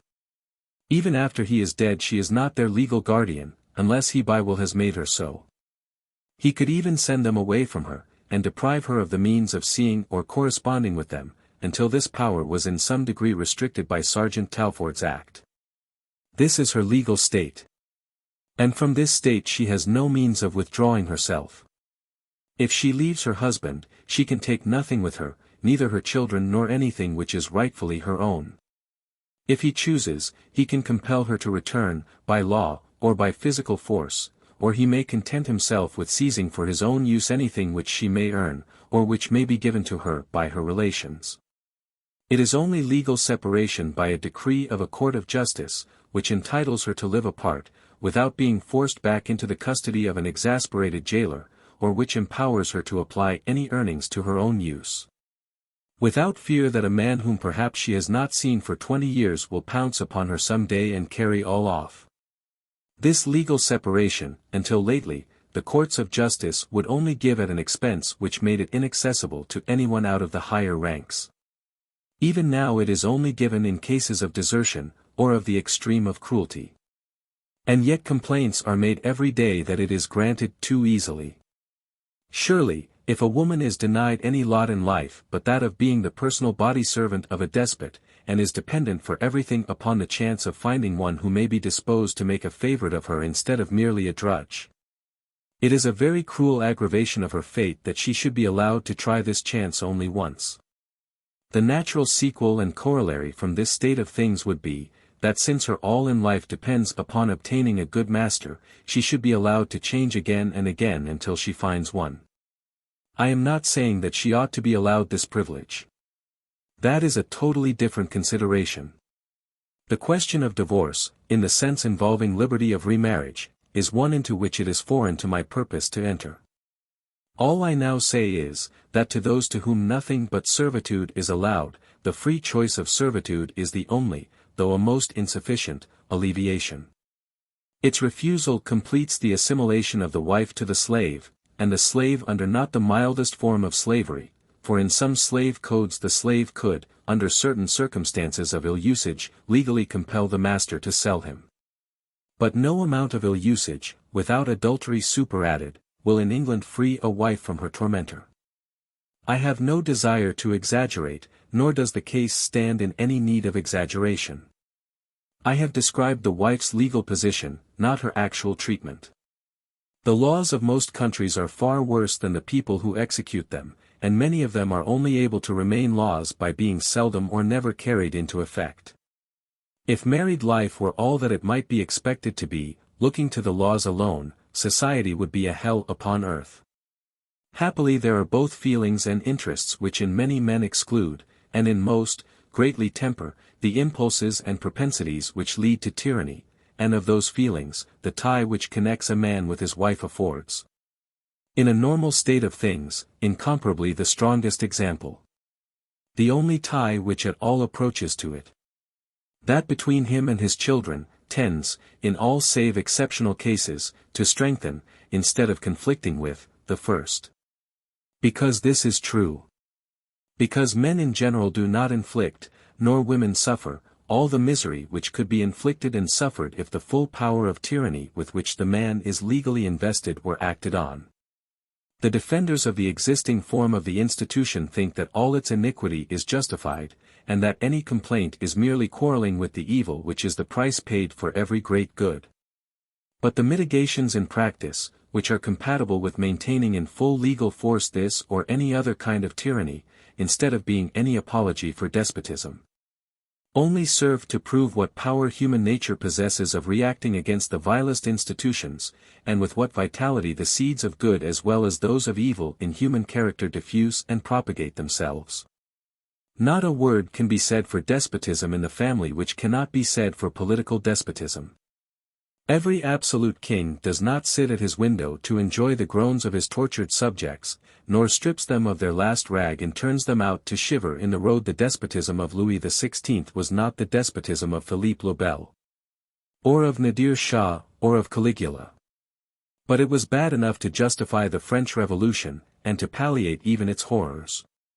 If an appeal be made to the intense attachments which exist between wives and their husbands, exactly as much may be said of domestic slavery. It was quite an ordinary fact in Greece and Rome for slaves to submit to death by torture rather than betray their masters. In the proscriptions of the Roman civil wars it was remarked that wives and slaves were heroically faithful, sons very commonly treacherous. Yet we know how cruelly many Romans treated their slaves. But in truth these intense individual feelings nowhere rise to such a luxuriant height as under the most atrocious institutions.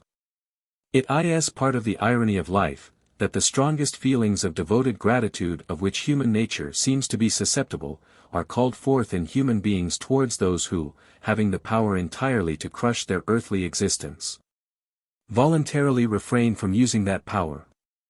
How great a place in most men this sentiment fills, even in religious devotion, it would be cruel to inquire. We daily see how much their gratitude to heaven appears to be stimulated by the contemplation of fellow creatures to whom God has not been so merciful as he has to themselves. Whether the institution to be defended is slavery, political absolutism, or the absolutism of the head of a family, we are always expected to judge of it from its best instances. And we are presented with pictures of loving exercise of authority on one side, loving submission to it on the other, superior wisdom ordering all things for the greatest good of the dependents, and surrounded by their smiles and benedictions. All this would be very much to the purpose if anyone pretended that there are no such things as good men. Who doubts that there may be great goodness, and great happiness, and great affection, under the absolute government of a good man? Meanwhile, laws and institutions require to be adapted, not to good men, but to bad. Marriage is not an institution designed for a select few. Men are not required, as a preliminary to the marriage ceremony, to prove by testimonials that they are fit to be trusted with the exercise of absolute power.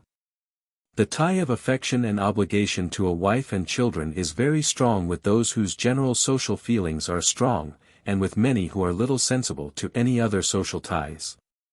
But there are all degrees of sensibility and insensibility to it, as there are all grades of goodness and wickedness in men, down to those whom no ties will bind, and on whom society has no action but through its ultima ratio. The penalties of the law. In every grade of this descending scale are men to whom are committed all the legal powers of a husband.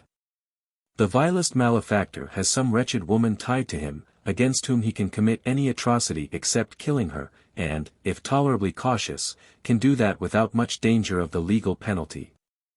And how many thousands are there among the lowest classes in every country, who, without being in a legal sense malefactors in any other respect, because in every other quarter their aggressions meet with resistance, indulge the utmost habitual excesses of bodily violence towards the unhappy wife, who alone, at least of grown persons, can neither repel nor escape from their brutality, and towards whom the excess of dependence inspires their mean and savage natures, not with a generous forbearance, and a point of honor to behave well to one whose lot in life is trusted entirely to their kindness, but on the contrary with a notion that the law has delivered her to them as their thing, to be used at their pleasure, and that they are not expected to practice the consideration towards her which is required from them towards everybody else.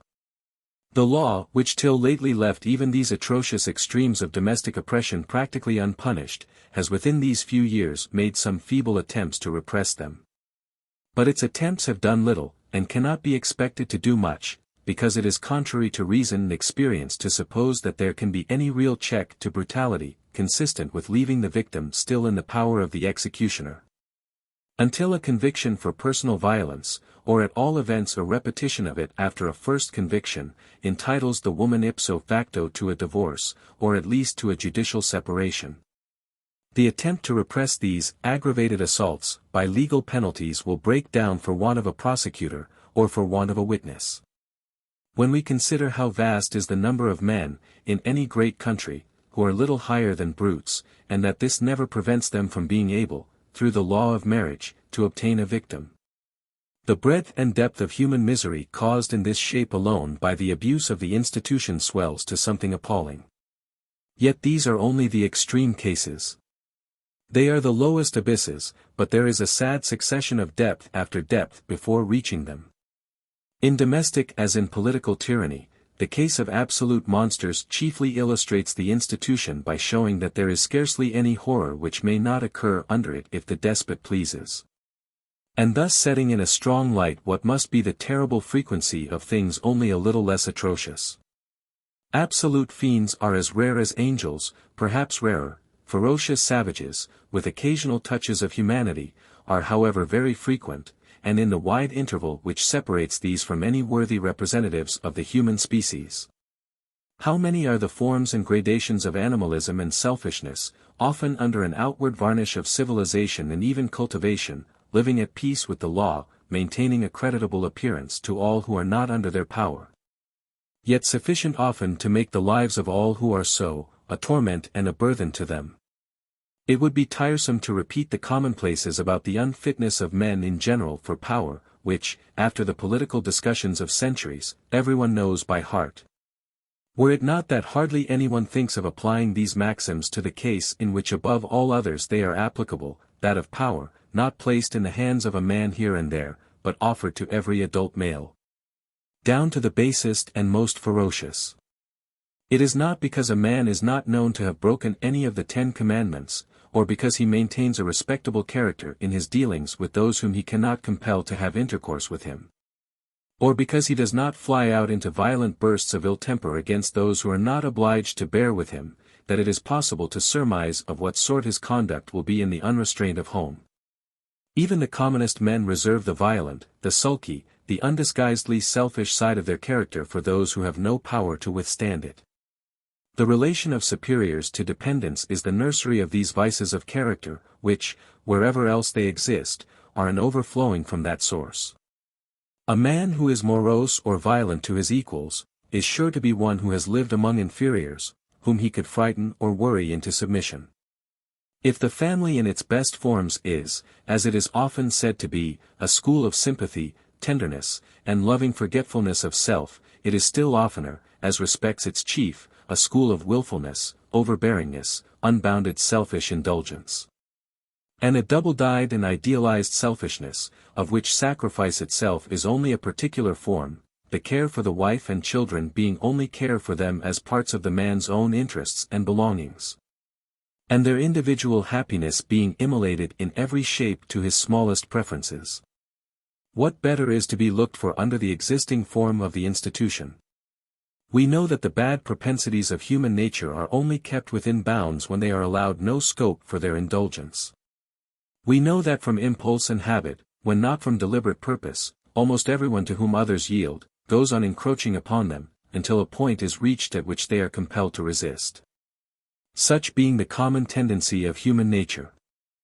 The almost unlimited power which present social institutions give to the man over at least one human being, the one with whom he resides, and whom he has always present, this power seeks out and evokes the latent germs of selfishness in the remotest corners of his nature, fans its faintest sparks and smoldering embers, offers to him a license for the indulgence of those points of his original character which in all other relations he would have found it necessary to repress and conceal, and the repression of which would in time have become a second nature. I know that there is another side to the question. I grant that the wife, if she cannot effectually resist, can at least retaliate. She, too, can make the man's life extremely uncomfortable, and by that power is able to carry many points which she ought, and many which she ought not, to prevail in. But this instrument of self-protection, which may be called the power of the scold, or the shrewish sanction, has the fatal defect, that it avails most against the least tyrannical superiors, and in favor of the least deserving dependents. It is the weapon of irritable and self-willed women, of those who would make the worst use of power if they themselves had it, and who generally turn this power to a bad use. The amiable cannot use such an instrument, the high-minded disdain it. And on the other hand, the husbands against whom it is used most effectively are the gentler and more inoffensive, those who cannot be induced, even by provocation, to resort to any very harsh exercise of authority. The wife's power of being disagreeable generally only establishes a counter-tyranny, and makes victims in their turn chiefly of those husbands who are least inclined to be tyrants. What is it, then, which really tempers the corrupting effects of the power, and makes it compatible with such amount of good as we actually see? Mere feminine blandishments, though of great effect in individual instances, have very little effect in modifying the general tendencies of the situation. For their power only lasts while the woman is young and attractive, often only while her charm is new, and not dimmed by familiarity, and on many men they have not much influence at any time. The real mitigating causes are, the personal affection which is the growth of time in so far as the man's nature is susceptible of it and the woman's character sufficiently congenial with his to excite it. Their common interests as regards the children, and their general community of interest as concerns third persons, to which however there are very great limitations. The real importance of the wife to his daily comforts and enjoyments, and the value he consequently attaches to her on his personal account, which, in a man capable of feeling for others, lays the foundation of caring for her on her own. And lastly, the influence naturally acquired over almost all human beings by those near to their persons, if not actually disagreeable to them who, both by their direct entreaties, and by the insensible contagion of their feelings and dispositions, are often able, unless counteracted by some equally strong personal influence, to obtain a degree of command over the conduct of the superior, altogether excessive and unreasonable. Through these various means, the wife frequently exercises even too much power over the man. She is able to affect his conduct in things in which she may not be qualified to influence it for good, in which her influence may be not only unenlightened, but employed on the morally wrong side, and in which he would act better if left to his own prompting. But neither in the affairs of families nor in those of states is power a compensation for the loss of freedom. Her power often gives her what she has no right to, but does not enable her to assert her own rights. A sultan's favorite slave has slaves under her, over whom she tyrannises. But the desirable thing would be that she should neither have slaves nor be a slave. By entirely sinking her own existence in her husband. By having no will, or persuading him that she has no will, but his, in anything which regards their joint relation, and by making it the business of her life to work upon his sentiments, a wife may gratify herself by influencing, and very probably perverting, his conduct, in those of his external relations which she has never qualified herself to judge of, or in which she is herself wholly influenced by some personal or other partiality or prejudice. Accordingly, as things now are, those who act most kindly to their wives, are quite as often made worse, as better, by the wife's influence, in respect to all interests extending beyond the family. She is taught that she has no business with things out of that sphere, and accordingly she seldom has any honest and conscientious opinion on them. And therefore hardly ever meddles with them for any legitimate purpose, but generally for an interested one. She neither knows nor cares which is the right side in politics, but she knows what will bring in money or invitations, give her husband a title, her son a place, or her daughter a good marriage.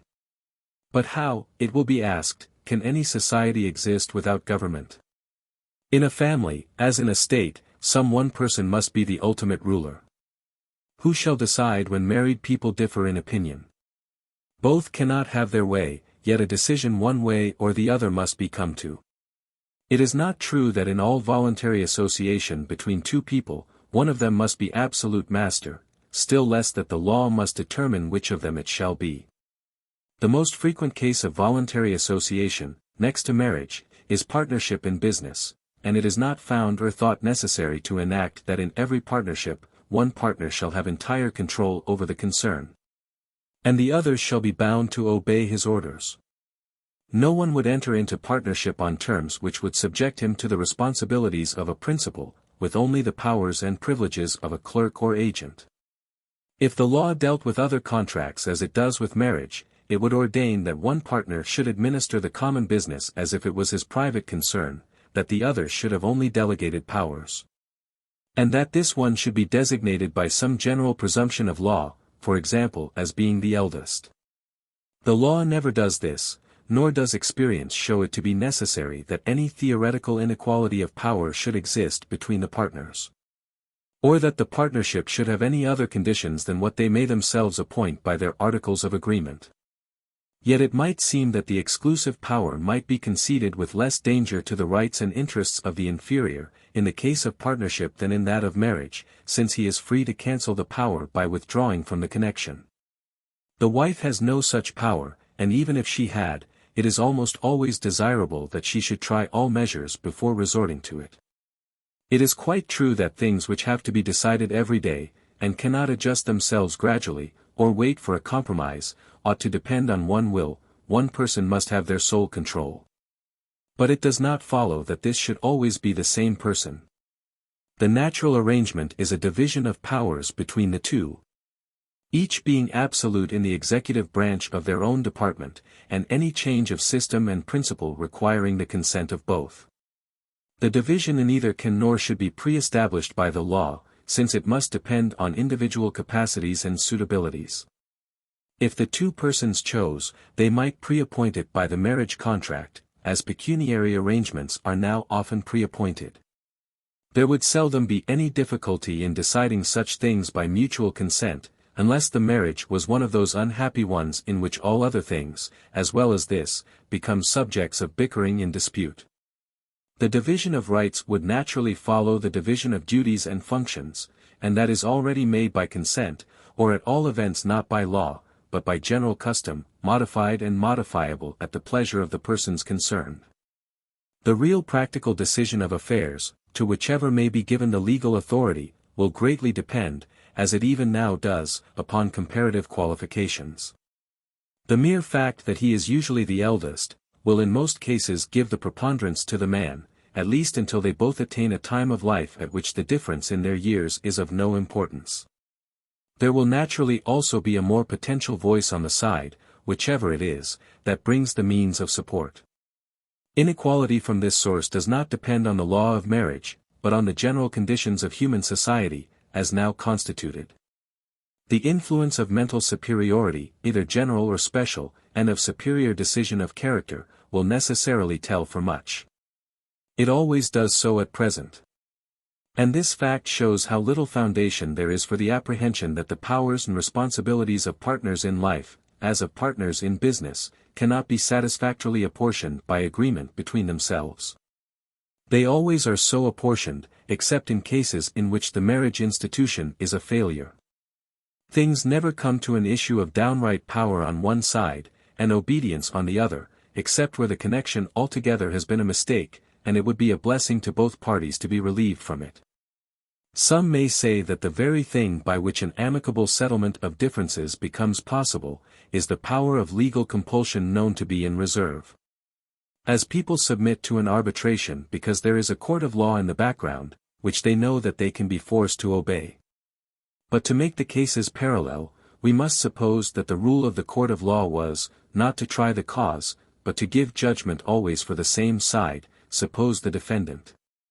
If so, the amenability to it would be a motive with the plaintiff to agree to almost any arbitration, but it would be just the reverse with the defendant. The despotic power which the law gives to the husband may be a reason to make the wife assent to any compromise by which power is practically shared between the two, but it cannot be the reason why the husband does.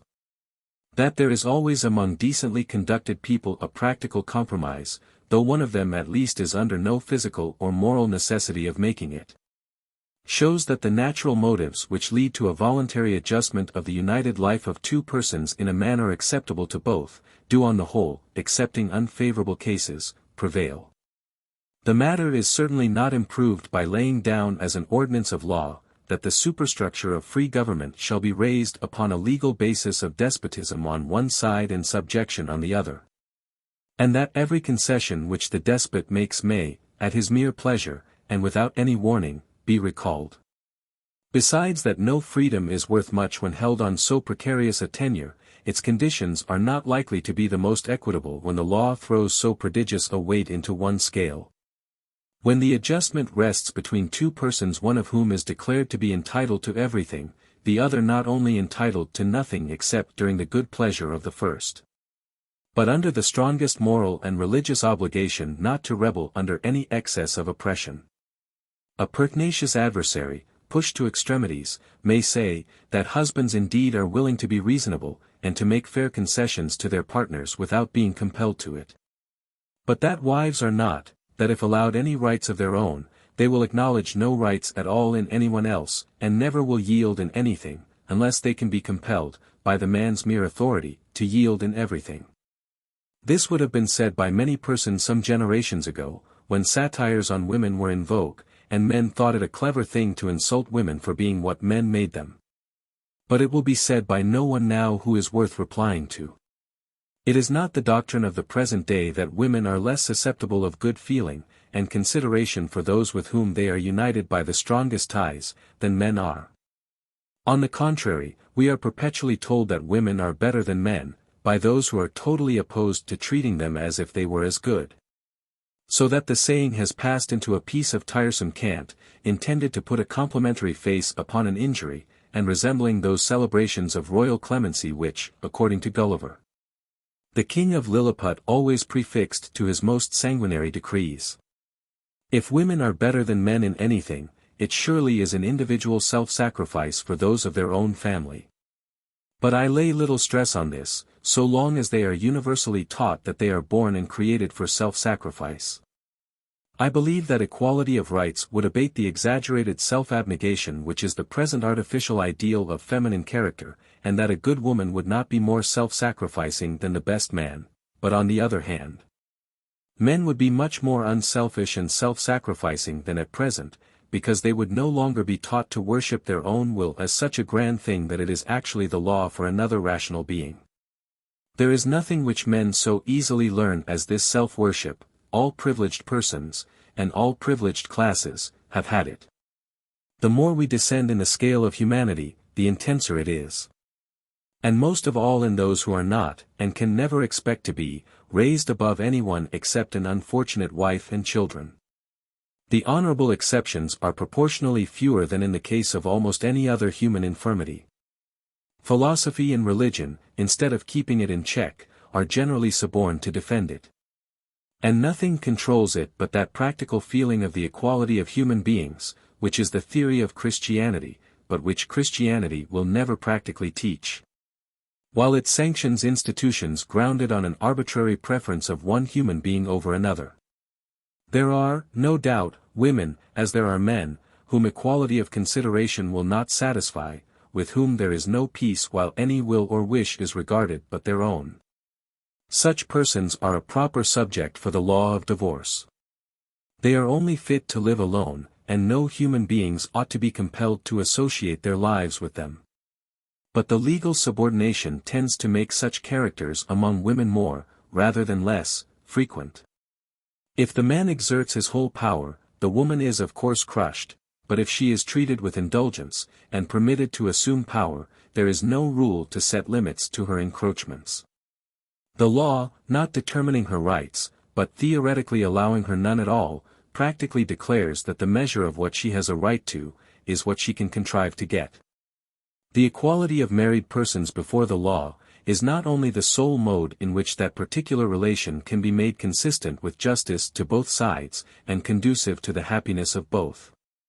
But it is the only means of rendering the daily life of mankind, in any high sense, a school of moral cultivation. Though the truth may not be felt or generally acknowledged for generations to come, the only school of genuine moral sentiment is society between equals. The moral education of mankind has hitherto emanated chiefly from the law of force, and is adapted almost solely to the relations which force creates. In the less advanced states of society, people hardly recognize any relation with their equals. To be an equal is to be an enemy. Society, from its highest place to its lowest, is one long chain, or rather ladder, where every individual is either above or below his nearest neighbor, and wherever he does not command he must obey.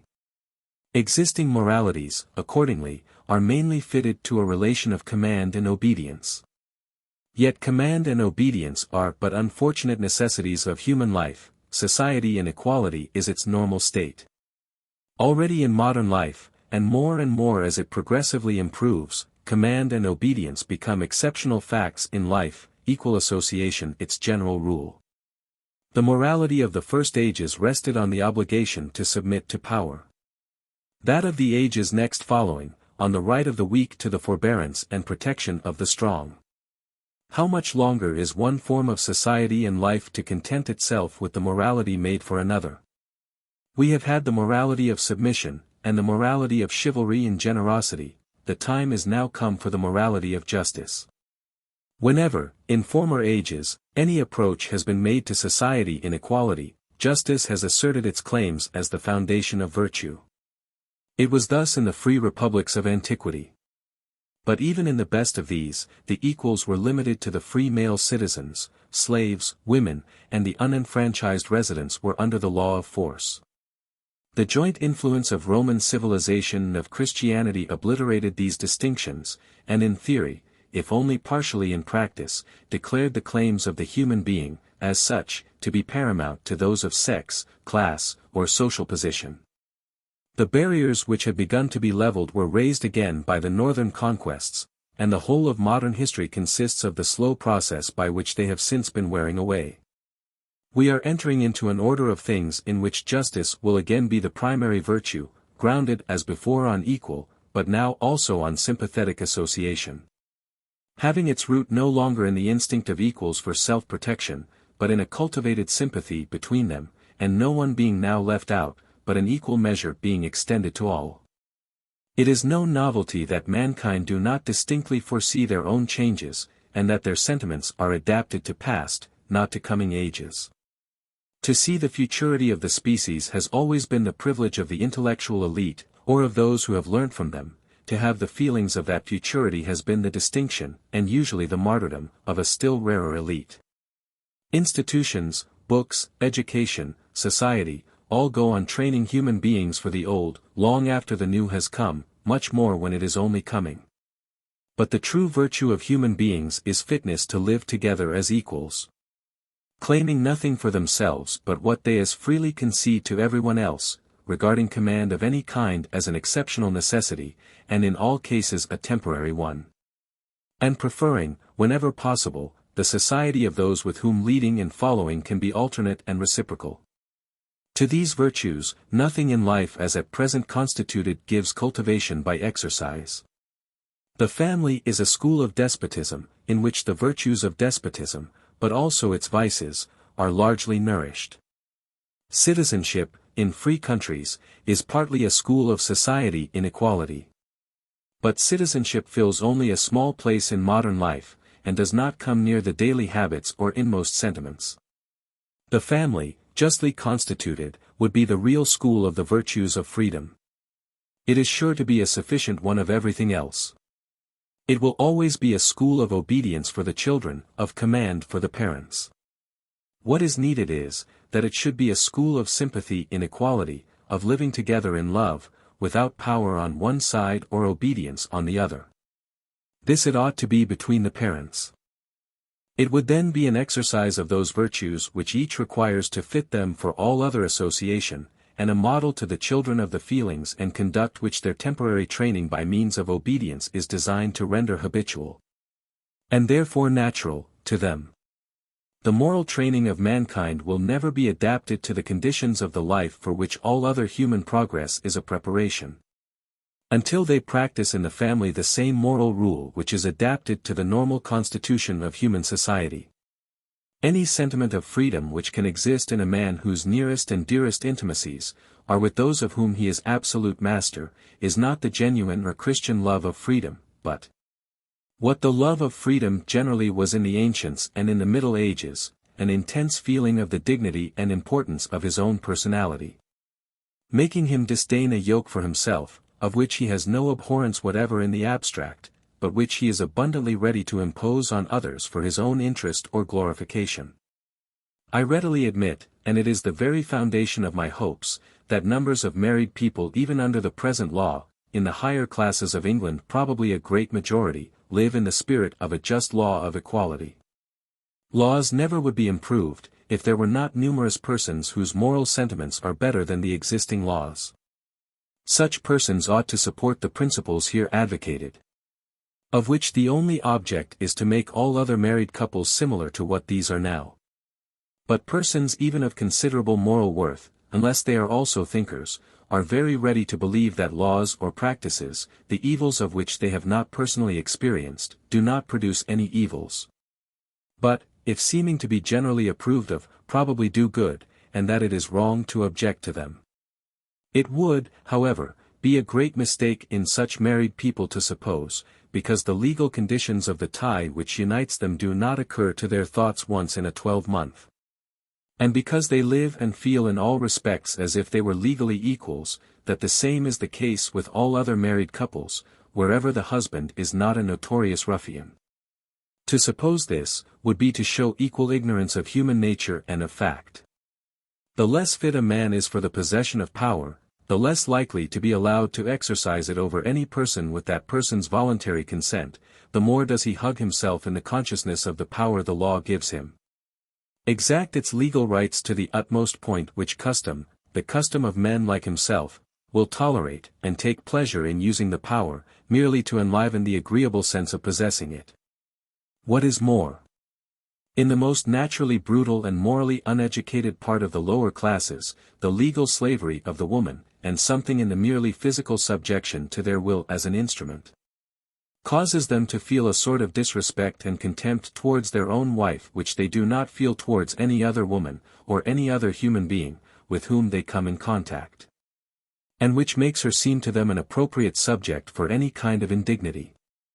Let an acute observer of the signs of feeling, who has the requisite opportunities, judge for himself whether this is not the case, and if he finds that it is, let him not wonder at any amount of disgust and indignation that can be felt against institutions which lead naturally to this depraved state of the human mind. We shall be told, perhaps, that religion imposes the duty of obedience, as every established fact which is too bad to admit of any other defense, is always presented to us as an injunction of religion.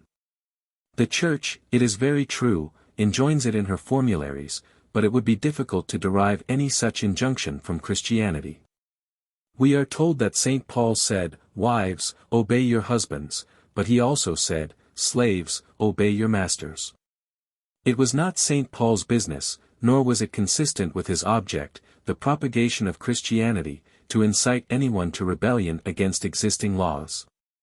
The Apostle's acceptance of all social institutions as he found them, is no more to be construed as a disapproval of attempts to improve them at the proper time, than his declaration, "The powers that be are ordained of God," gives his sanction to military despotism, and to that alone, as the Christian form of political government, or commands passive obedience to it. To pretend that Christianity was intended to stereotype existing forms of government and society, and protect them against change, is to reduce it to the level of Islamism or of Brahmanism. It is precisely because Christianity has not done this, that it has been the religion of the progressive portion of mankind, and Islamism, Brahmanism, etc. have been those of the stationary portions. Or rather, for there is no such thing as a really stationary society, of the declining portions. There have been abundance of people, in all ages of Christianity, who tried to make it something of the same kind. To convert us into a sort of Christian Mussulmans, with the Bible for a Quran, prohibiting all improvement, and great has been their power, and many have had to sacrifice their lives in resisting them. But they have been resisted, and the resistance has made us what we are, and will yet make us what we are to be. After what has been said respecting the obligation of obedience, it is almost superfluous to say anything concerning the more special point included in the general one, a woman's right to her own property. For I need not hope that this treatise can make any impression upon those who need anything to convince them that a woman's inheritance or gains ought to be as much her own after marriage as before. The rule is simple: whatever would be the husband's or wife's if they were not married, should be under their exclusive control during marriage. Which need not interfere with the power to tie up property by settlement, in order to preserve it for children. Some people are sentimentally shocked at the idea of a separate interest in money matters as inconsistent with the ideal fusion of two lives into one. For my own part, I am one of the strongest supporters of community of goods, when resulting from an entire unity of feeling in the owners, which makes all things common between them. But I have no relish for a community of goods resting on the doctrine, that what is mine is yours, but what is yours is not mine. And I should prefer to decline entering into such a compact with anyone, though I were myself the person to profit by it. This particular injustice and oppression to women, which is, to common apprehensions, more obvious than all the rest, admits of remedy without interfering with any other mischiefs, and there can be little doubt that it will be one of the earliest remedied. Already, in many of the new and several of the old states of the American Confederation, provisions have been inserted even in the written constitutions, securing to women equality of rights in this respect, and thereby improving materially the position, in the marriage relation, of those women at least who have property, by leaving them one instrument of power which they have not signed away, and preventing also the scandalous abuse of the marriage institution, which is perpetrated when a man entraps a girl into marrying him without a settlement, for the sole purpose of getting possession of her money. When the support of the family depends, not on property, but on earnings, the common arrangement, by which the man earns the income and the wife superintends the domestic expenditure, seems to me in general the most suitable division of labor between the two persons. If, in addition to the physical suffering of bearing children, and the whole responsibility of their care and education in early years, the wife undertakes the careful and economical application of the husband's earnings to the general comfort of the family, she takes not only her fair share, but usually the larger share, of the bodily and mental exertion required by their joint existence. If she undertakes any additional portion, it seldom relieves her from this, but only prevents her from performing it properly. The care which she is herself disabled from taking of the children and the household, nobody else takes. Those of the children who do not die, grow up as they best can, and the management of the household is likely to be so bad, as even in point of economy to be a great drawback from the value of the wife's earnings. In an otherwise just state of things, it is not, therefore, I think, a desirable custom, that the wife should contribute by her labor to the income of the family. In an unjust state of things, her doing so may be useful to her, by making her of more value in the eyes of the man who is legally her master. But, on the other hand, it enables him still farther to abuse his power, by forcing her to work, and leaving the support of the family to her exertions, while he spends most of his time in drinking and idleness. The power of earning is essential to the dignity of a woman, if she has not independent property. But if marriage were an equal contract, not implying the obligation of obedience.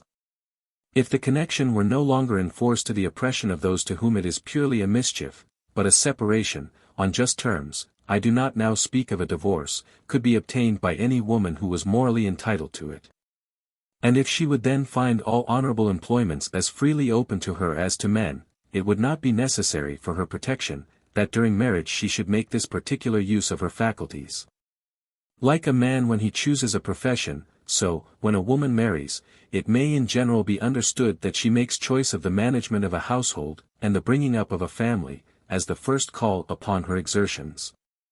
During as many years of her life as may be required for the purpose.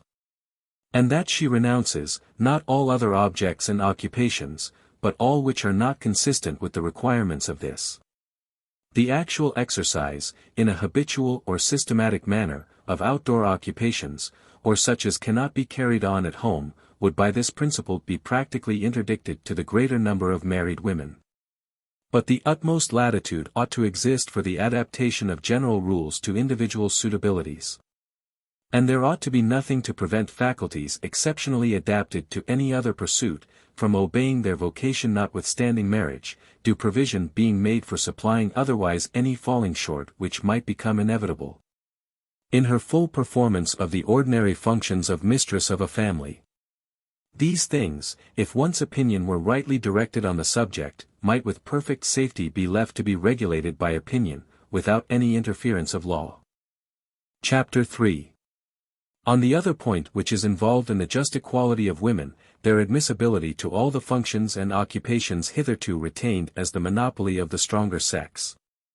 I should anticipate no difficulty in convincing anyone who has gone with me on the subject of the equality of women in the family. I believe that their disabilities elsewhere are only clung to in order to maintain their subordination in domestic life, because the generality of the male sex cannot yet tolerate the idea of living with an equal.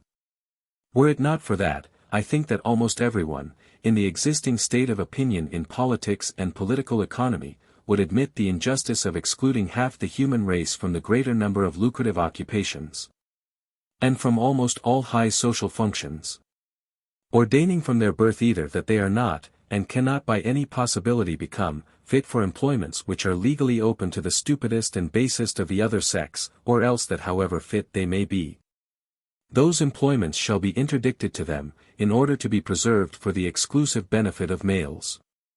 In the last 2 centuries, when, which was seldom the case, any reason beyond the mere existence of the fact was thought to be required to justify the disabilities of women, people seldom assigned as a reason their inferior mental capacity. Which, in times when there was a real trial of personal faculties, from which all women were not excluded, in the struggles of public life, no one really believed in. The reason given in those days was not women's unfitness, but the interest of society, by which was meant the interest of men, just as the raison d'etat, meaning the convenience of the government, and the support of existing authority, was deemed a sufficient explanation and excuse for the most flagitious crimes. In the present day, power holds a smoother language, and whomsoever it oppresses, always pretends to do so for their own good. Accordingly, when anything is forbidden to women, it is thought necessary to say, and desirable to believe, that they are incapable of doing it, and that they depart from their real path of success and happiness when they aspire to it. But to make this reason plausible, I do not say valid, those by whom it is urged must be prepared to carry it to a much greater length than anyone ventures to do in the face of present experience. It is not sufficient to maintain that women on the average are less gifted than men on the average, with certain of the higher mental faculties, or that a smaller number of women than of men are fit for occupations and functions of the highest intellectual character. It is necessary to maintain that no women at all are fit for them, and that the most eminent women are inferior in mental faculties to the most mediocre of the men on whom those functions at present devolve. For if the performance of the function is decided either by competition, or by any mode of choice which secures regard to the public interest, there needs be no apprehension that any important employments will fall into the hands of women inferior to average men, or to the average of their male competitors. The only result would be that there would be fewer women than men in such employments. A result certain to happen in any case, if only from the preference always likely to be felt by the majority of women for the one vocation in which there is nobody to compete with them. Now, the most determined appreciator of women will not venture to deny, that when we add the experience of recent times to that of ages past, women, and not a few merely, but many women, have proved themselves capable of everything. Perhaps without a single exception, which is done by men, and of doing it successfully and creditably. The utmost that can be said is, that there are many things which none of them have succeeded in doing as well as they have been done by some men, many in which they have not reached the very highest rank. But there are extremely few, dependent only on mental faculties, in which they have not attained the rank next to the highest. Is not this enough, and much more than enough, to make it a tyranny to them, and a detriment to society, that they should not be allowed to compete with men for the exercise of these functions? Is it not a mere truism to say, that such functions are often filled by men far less fit for them than numbers of women, and who would be beaten by women in any fair field of competition? What difference does it make that there may be men somewhere, fully employed about other things, who may be still better qualified for the things in question than these women? Does not this take place in all competitions? Is there so great a superfluity of men fit for high duties, that society can afford to reject the service of any competent person? Are we so certain of always finding a man made to our hands for any duty or function of social importance which falls vacant, that we lose nothing by putting a ban upon one half of mankind, and refusing beforehand to make their faculties available, however distinguished they may be? And even if we could do without them, would it be consistent with justice to refuse to them their fair share of honor and distinction?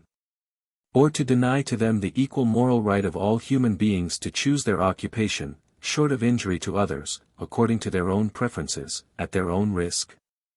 Nor is the injustice confined to them, it is shared by those who are in a position to benefit by their services. To ordain that any kind of persons shall not be physicians, or shall not be advocates, or shall not be members of Parliament, is to injure not them only, but all who employ physicians or advocates or elect members of Parliament, and who are deprived of the stimulating effect of greater competition on the exertions of the competitors, as well as restricted to a narrower range of individual choice. It will perhaps be sufficient if I confine myself, in the details of my argument, to functions of a public nature, since, if I am successful as to those, it probably will be readily granted that women should be admissible to all other occupations to which it is at all material whether they are admitted or not. And here let me begin by marking out one function, broadly distinguished from all others, their right to which is entirely independent of any question which can be raised concerning their faculties. I mean the suffrage, both parliamentary and municipal. The right to share in the choice of those who are to exercise a public trust, is altogether a distinct thing from that of competing for the trust itself. If no one could vote for a member of Parliament who was not fit to be a candidate, the government would be a narrow oligarchy indeed. To have a voice in choosing those by whom one is to be governed, is a means of self-protection due to everyone, though he were to remain forever excluded from the function of governing, and that women are considered fit to have such a choice may be presumed from the fact, that the law already gives it to women in the most important of all cases to themselves, for the choice of the man who is to govern a woman to the end of life, is always supposed to be voluntarily made by herself. In the case of election to public trusts, it is the business of constitutional law to surround the right of suffrage with all needful securities and limitations. But whatever securities are sufficient in the case of the male sex, no others need be required in the case of women. Under whatever conditions, and within whatever limits, men are admitted to the suffrage, there is not a shadow of justification for not admitting women under the same. The majority of the women of any class are not likely to differ in political opinion from the majority of the men of the same class, unless the question be one in which the interests of women, as such, are in some way involved. And if they are so, women require the suffrage, as their guarantee of just and equal consideration. This ought to be obvious even to those who coincide in no other of the doctrines for which I contend. Even if every woman were a wife, and if every wife ought to be a slave, all the more would these slaves stand in need of legal protection, and we know what legal protection the slaves have, where the laws are made by their masters. With regard to the fitness of women, not only to participate in elections, but themselves to hold offices or practice professions involving important public responsibilities. I have already observed that this consideration is not essential to the practical question in dispute, since any woman, who succeeds in an open profession, proves by that very fact that she is qualified for it. And in the case of public offices, if the political system of the country is such as to exclude unfit men, it will equally exclude unfit women, while if it is not, there is no additional evil in the fact that the unfit persons whom it admits may be either women or men. As long therefore as it is acknowledged that even a few women may be fit for these duties, the laws which shut the door on those exceptions cannot be justified by any opinion which can be held respecting the capacities of women in general. But, though this last consideration is not essential, it is far from being irrelevant. An unprejudiced view of it gives additional strength to the arguments against the disabilities of women, and reinforces them by high considerations of practical utility. Let us first make entire abstraction of all psychological considerations tending to show that any of the mental differences supposed to exist between women and men are but the natural effect of the differences in their education and circumstances, and indicate no radical difference, far less radical inferiority, of nature. Let us consider women only as they already are, or as they are known to have been, and the capacities which they have already practically shown. What they have done, that at least, if nothing else, it is proved that they can do. When we consider how sedulously they are all trained away from, instead of being trained towards, any of the occupations or objects reserved for men, it is evident that I am taking a very humble ground for them, when I rest their case on what they have actually achieved. For, in this case, negative evidence is worth little while any positive evidence is conclusive. It cannot be inferred to be impossible that a woman should be a Homer, or an Aristotle, or a Michelangelo, or a Beethoven, because no woman has yet actually produced works comparable to theirs in any of those lines of excellence. This negative fact at most leaves the question uncertain, and open to psychological discussion. But it is quite certain that a woman can be a Queen Elizabeth, or a Deborah, or a Joan of Arc, since this is not inference, but fact. Now it is a curious consideration, that the only things which the existing law excludes women from doing, are the things which they have proved that they are able to do. There is no law to prevent a woman from having written all the plays of Shakespeare, or composed all the operas of Mozart. But Queen Elizabeth or Queen Victoria, had they not inherited the throne, could not have been entrusted with the smallest of the political duties, of which the former showed herself equal to the greatest. If anything conclusive could be inferred from experience, without psychological analysis, it would be that the things which women are not allowed to do are the very ones for which they are peculiarly qualified. Since their vocation for government has made its way, and become conspicuous, through the very few opportunities which have been given. While in the lines of distinction which apparently were freely open to them, they have by no means so eminently distinguished themselves. We know how small a number of reigning queens history presents, in comparison with that of kings. Of this smaller number a far larger proportion have shown talents for rule, though many of them have occupied the throne in difficult periods. It is remarkable, too, that they have, in a great number of instances, been distinguished by merits the most opposite to the imaginary and conventional character of women. They have been as much remarked for the firmness and vigor of their rule as for its intelligence. When, to queens and empresses, we add regents, and viceroys of provinces, the list of women who have been eminent rulers of mankind swells to a great length. Too, this fact is so undeniable, that someone, long ago, tried to retort the argument, and turned the admitted truth into an additional insult, by saying that queens are better than kings, because under kings women govern, but under queens, men. It may seem a waste of reasoning to argue against a bad joke, but such things do affect people's minds, and I have heard men quote this saying, with an air as if they thought that there was something in it. At any rate, it will serve as anything else for a starting point in discussion. I say, then, that it is not true that under kings, women govern. Such cases are entirely exceptional, and weak kings have quite as often governed ill through the influence of male favorites, as of female. When a king is governed by a woman merely through his amatory propensities, good government is not probable, though even then there are exceptions. But French history counts 2 kings who have voluntarily given the direction of affairs during many years, the one to his mother, the other to his sister. One of them, Charles VIII, was a mere boy. But in doing so he followed the intentions of his father Louis XI, the ablest monarch of his age. The other, St. Louis, was the best, and one of the most vigorous rulers, since the time of Charlemagne. Both these princesses ruled in a manner hardly equaled by any prince among their contemporaries. The Emperor Charles V, the most politic prince of his time, who had as great a number of able men in his service as a ruler ever had, and was one of the least likely of all sovereigns to sacrifice his interest to personal feelings, made 2 princesses of his family successively governors of the Netherlands, and kept one or other of them in that post during his whole life. They were afterward succeeded by a third. Both ruled very successfully, and one of them, Margaret of Austria, as one of the ablest politicians of the age. So much for one side of the question. Now as to the other. When it is said that under queens men govern, is the same meaning to be understood as when kings are said to be governed by women? Is it meant that queens choose as their instruments of government, the associates of their personal pleasures? The case is rare even with those who are as unscrupulous on the latter point as Catherine too, and it is not in these cases that the good government, alleged to arise from male influence, is to be found. If it be true, then, that the administration is in the hands of better men under a queen than under an average king, it must be that queens have a superior capacity for choosing them. And women must be better qualified than men both for the position of sovereign, and for that of chief minister.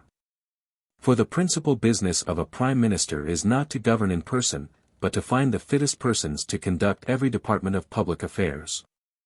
The more rapid insight into character, which is one of the admitted points of superiority in women over men, must certainly make them, with anything like parity of qualifications in other respects, more apt than men in that choice of instruments, which is nearly the most important business of everyone who has to do with governing mankind. Even the unprincipled Catherine de' Medici could feel the value of a Chancellor de l'Hôpital. But it is also true that most great queens have been great by their own talents for government, and have been well served precisely for that reason. They retained the supreme direction of affairs in their own hands, and if they listened to good advisers, they gave by that fact the strongest proof that their judgment fitted them for dealing with the great questions of government. Is it reasonable to think that those who are fit for the greater functions of politics, are incapable of qualifying themselves for the less? Is there any reason in the nature of things, that the wives and sisters of princes should, whenever called on, be found as competent as the princes themselves to their business, but that the wives and sisters of statesmen, and administrators, and directors of companies, and managers of public institutions, should be unable to do what is done by their brothers and husbands? The real reason is plain enough. It is that princesses, being more raised above the generality of men by their rank than placed below them by their sex, have never been taught that it was improper for them to concern themselves with politics, but have been allowed to feel the liberal interest natural to any cultivated human being, in the great transactions which took place around them, and in which they might be called on to take a part. The ladies of reigning families are the only women who are allowed the same range of interests and freedom of development as men, and it is precisely in their case that there is not found to be any inferiority. Exactly where and in proportion as women's capacities for government have been tried, in that proportion have they been found adequate. This fact is in accordance with the best general conclusions which the world's imperfect experience seems as yet to suggest, concerning the peculiar tendencies and aptitudes characteristic of women, as women have hitherto been.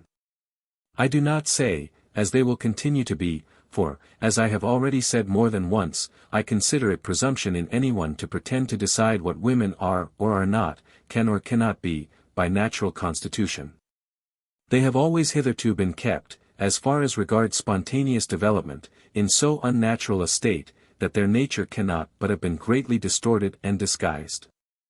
And no one can safely pronounce that if women's nature were left to choose its direction as freely as men's, and if no artificial bent were attempted to be given to it except that required by the conditions of human society, and given to both sexes alike, there would be any material difference, or perhaps any difference at all, in the character and capacities which would unfold themselves.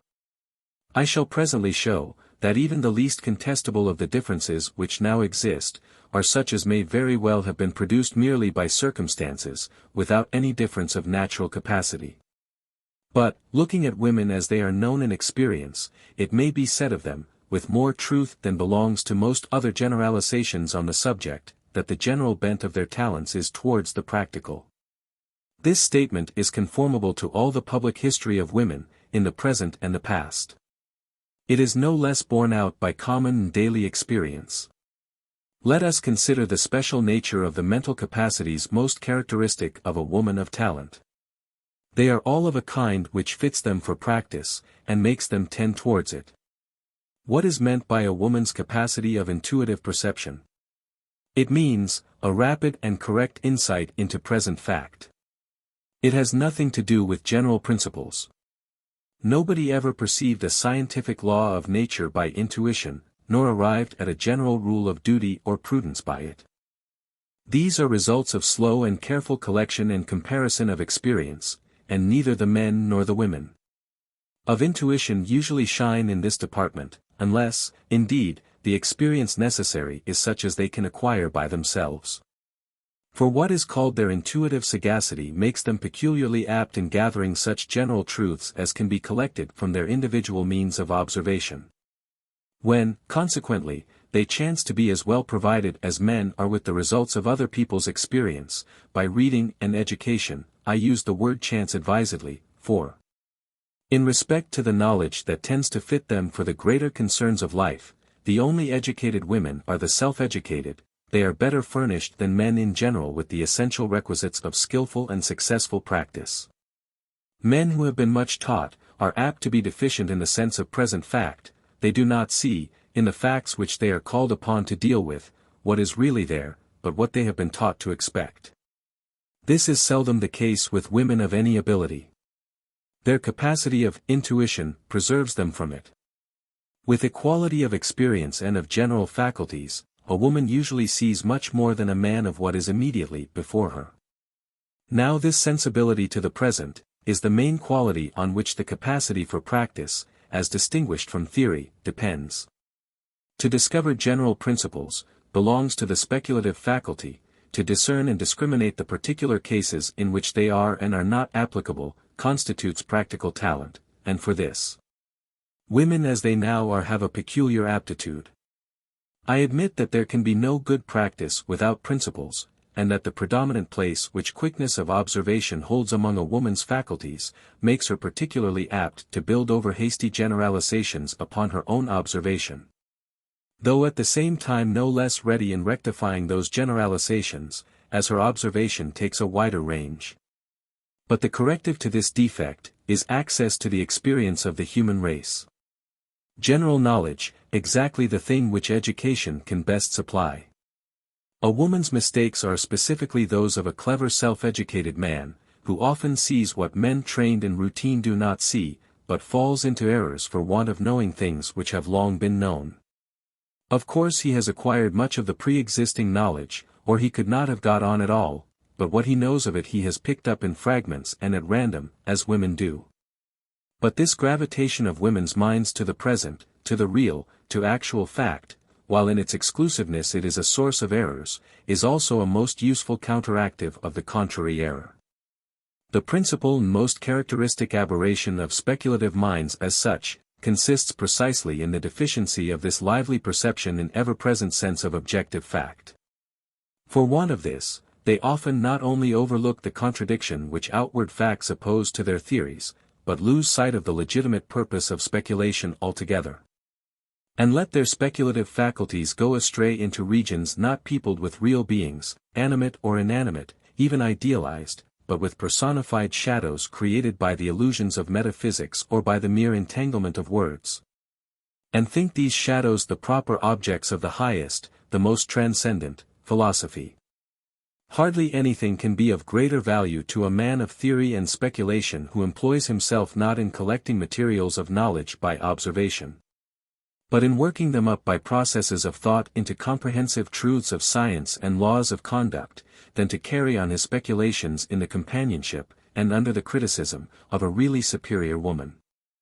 There is nothing comparable to it for keeping his thoughts within the limits of real things, and the actual facts of nature. A woman seldom runs wild after an abstraction. The habitual direction of her mind to dealing with things as individuals rather than in groups, and, what is closely connected with it, her more lively interest in the present feelings of persons, which makes her consider first of all, in anything which claims to be applied to practice, in what manner persons will be affected by it. These two things make her extremely unlikely to put faith in any speculation which loses sight of individuals, and deals with things as if they existed for the benefit of some imaginary entity, some mere creation of the mind, not resolvable into the feelings of living beings. Women's thoughts are thus as useful in giving reality to those of thinking men, as men's thoughts in giving width and largeness to those of women. In depth, as distinguished from breadth, I greatly doubt if even now, women, compared with men, are at any disadvantage. If the existing mental characteristics of women are thus valuable even in aid of speculation, they are still more important, when speculation has done its work, for carrying out the results of speculation into practice. For the reasons already given, women are comparatively unlikely to fall into the common error of men, that of sticking to their rules in a case whose specialties either take it out of the class to which the rules are applicable, or require a special adaptation of them. Let us now consider another of the admitted superiorities of clever women, greater quickness of apprehension. Is not this preeminently a quality which fits a person for practice? In action, everything continually depends upon deciding promptly. In speculation, nothing does. A mere thinker can wait, can take time to consider, can collect additional evidence. He is not obliged to complete his philosophy at once, lest the opportunity should go by. The power of drawing the best conclusion possible from insufficient data is not indeed useless in philosophy. The construction of a provisional hypothesis consistent with all known facts is often the needful basis for further inquiry. But this faculty is rather serviceable in philosophy, than the main qualification for it, and, for the auxiliary as well as for the main operation, the philosopher can allow himself any time he pleases. He is in no need of the capacity of doing rapidly what he does. What he rather needs is patience, to work on slowly until imperfect lights have become perfect, and a conjecture has ripened into a theorem. For those, on the contrary, whose business is with the fugitive and perishable, with individual facts, not kinds of facts, rapidity of thought is a qualification next only in importance to the power of thought itself. He who has not his faculties under immediate command, in the contingencies of action, might as well not have them at all. He may be fit to criticize, but he is not fit to act. Now it is in this that women, and the men who are most like women, confessedly excel. The other sort of man, however preeminent may be his faculties, arrives slowly at complete command of them, rapidity of judgment and promptitude of judicious action, even in the things he knows best, are the gradual and late result of strenuous effort grown into habit. It will be said, perhaps, that the greater nervous susceptibility of women is a disqualification for practice, in anything but domestic life, by rendering them mobile, changeable, too vehemently under the influence of the moment, incapable of dogged perseverance, unequal and uncertain in the power of using their faculties.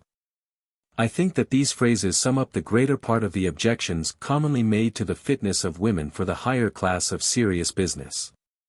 Much of all this is the mere overflow of nervous energy run to waste, and would cease when the energy was directed to a definite end.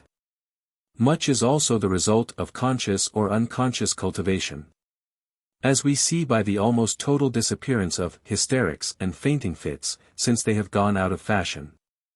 Moreover, when people are brought up, like many women of the higher classes, though less so in our own country than any other, a kind of hothouse plants, shielded from the wholesome vicissitudes of air and temperature, and untrained in any of the occupations and exercises which give stimulus and development to the circulatory and muscular system, while their nervous system, especially in its emotional department, is kept in unnaturally active play.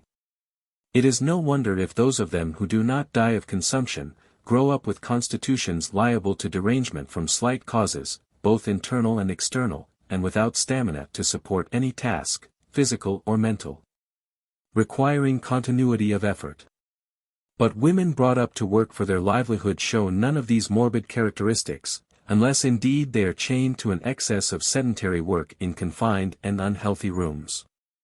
Women who in their early years have shared in the healthful physical education and bodily freedom of their brothers, and who obtain a sufficiency of pure air and exercise in after life, very rarely have any excessive susceptibility of nerves which can disqualify them for active pursuits. There is indeed a certain proportion of persons, in both sexes, in whom an unusual degree of nervous sensibility is constitutional, and of so marked a character as to be the feature of their organization which exercises the greatest influence over the whole character of the vital phenomena. This constitution, like other physical conformations, is hereditary, and is transmitted to sons as well as daughters. But it is possible, and probable, that the nervous temperament, as it is called, is inherited by a greater number of women than of men. We will assume this as a fact, and let me then ask, are men of nervous temperament found to be unfit for the duties and pursuits usually followed by men? If not, why should women of the same temperament be unfit for them? The peculiarities of the temperament are, no doubt, within certain limits, an obstacle to success in some employments, though an aid to it in others. But when the occupation is suitable to the temperament, and sometimes even when it is unsuitable, the most brilliant examples of success are continually given by the men of high nervous sensibility.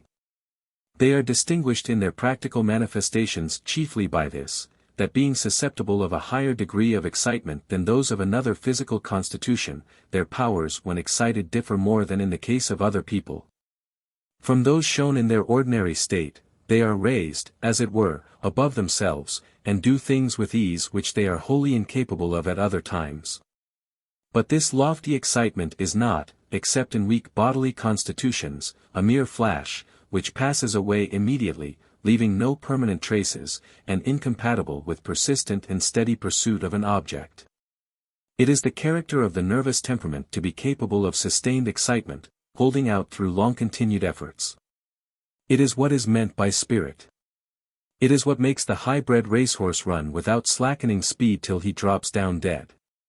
It is what has enabled so many delicate women to maintain the most sublime constancy not only at the stake, but through a long preliminary succession of mental and bodily tortures. It is evident that people of this temperament are particularly apt for what may be called the executive department of the leadership of mankind. They are the material of great orators, great preachers, impressive diffusers of moral influences.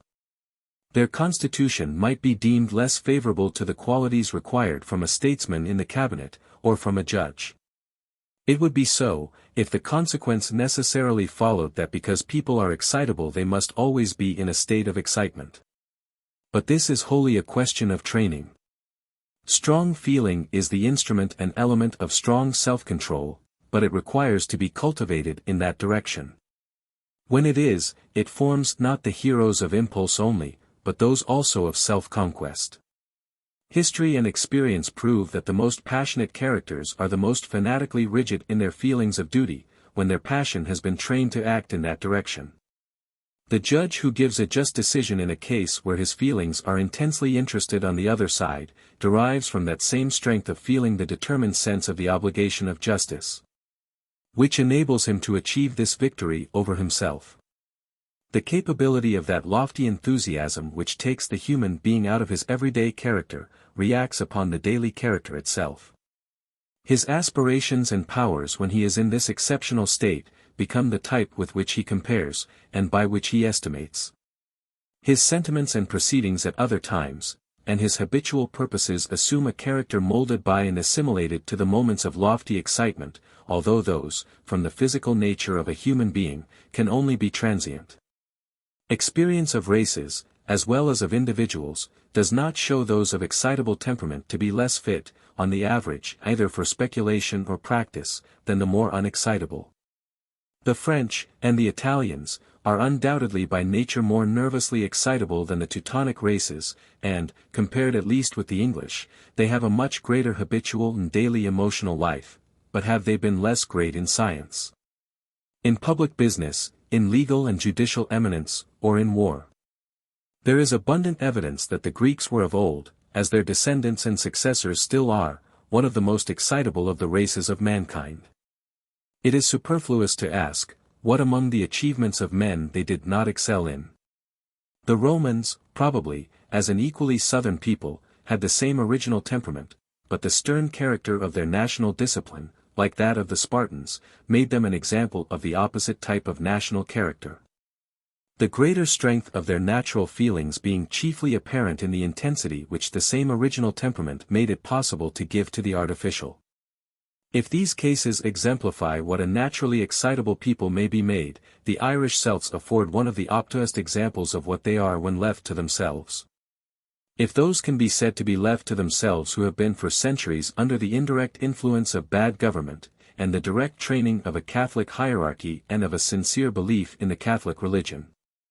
The Irish character must be considered, therefore, as an unfavorable case, yet, whenever the circumstances of the individual have been at all favorable. What people have shown greater capacity for the most varied and multifarious individual eminence? Like the French compared with the English, the Irish with the Swiss, the Greeks or Italians compared with the German races, so women compared with men may be found, on the average, to do the same things with some variety in the particular kind of excellence. But, that they would do them fully as well on the whole, if their education and cultivation were adapted to correcting instead of aggravating the infirmities incident to their temperament, I see not the smallest reason to doubt. Supposing it, however, to be true that women's minds are by nature more mobile than those of men, less capable of persisting long in the same continuous effort, more fitted for dividing their faculties among many things than for traveling in any one path to the highest point which can be reached by it, this may be true of women as they now are, though not without great and numerous exceptions, and may account for their having remained behind the highest order of men in precisely the things in which this absorption of the whole mind in one set of ideas and occupations may seem to be most requisite. Still, this difference is one which can only affect the kind of excellence, not the excellence itself, or its practical worth, and it remains to be shown whether this exclusive working of a part of the mind, this absorption of the whole thinking faculty in a single subject, and concentration of it on a single work, is the normal and healthful condition of the human faculties, even for speculative uses. I believe that what is gained in special development by this concentration, is lost in the capacity of the mind for the other purposes of life. And even in abstract thought, it is my decided opinion that the mind does more by frequently returning to a difficult problem, than by sticking to it without interruption. For the purposes, at all events, of practice, from its highest to its humblest departments, the capacity of passing promptly from one subject of consideration to another, without letting the active spring of the intellect run down between the two, is a power far more valuable. And this power women preeminently possess, by virtue of the very mobility of which they are accused. They perhaps have it from nature, but they certainly have it by training and education.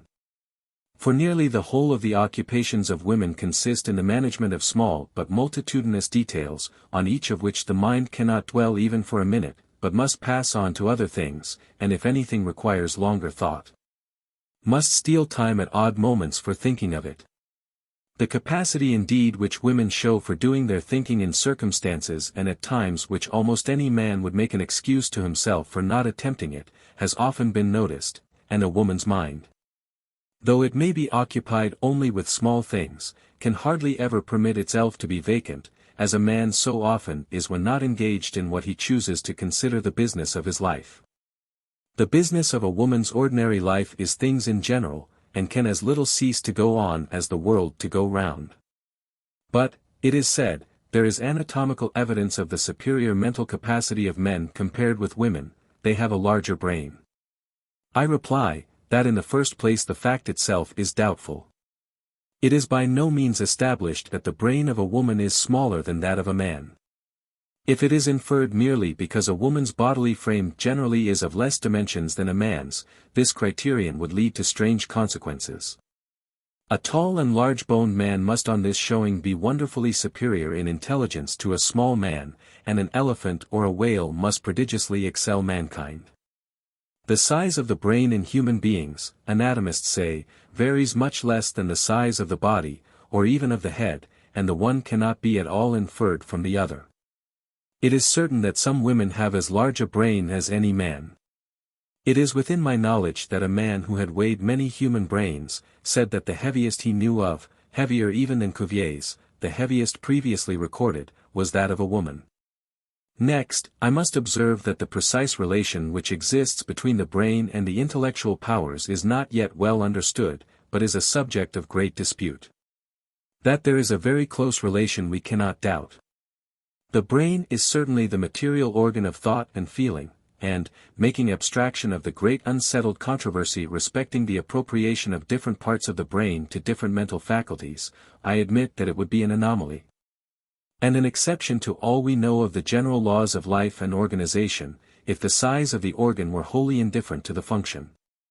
If no accession of power were derived from the great magnitude of the instrument. But the exception and the anomaly would be fully as great if the organ exercised influence by its magnitude only.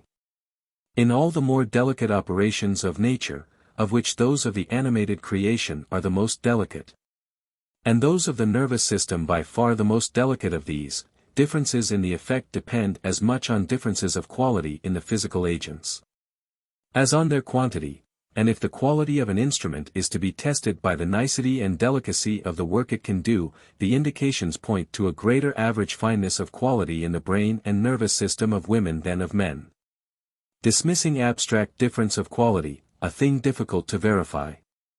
The efficiency of an organ is known to depend not solely on its size but on its activity, and of this we have an approximate measure in the energy with which the blood circulates through it. Both the stimulus and the reparative force being mainly dependent on the circulation.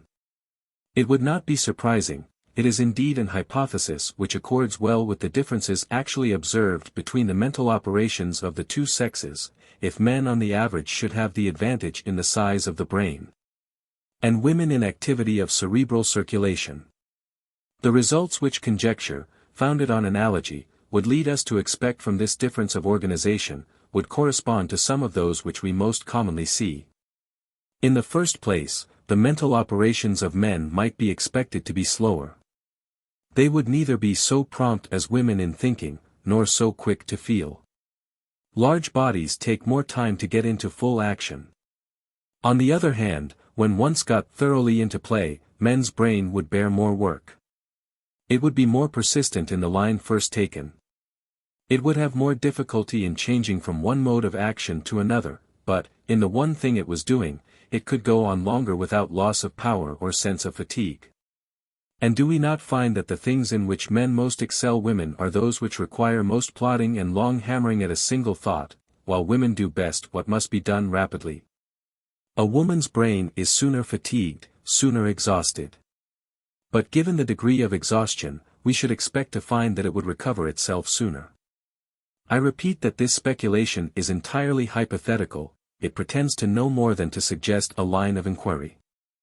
I have before repudiated the notion of its being yet certainly known that there is any natural difference at all in the average strength or direction of the mental capacities of the two sexes, much less what that difference is.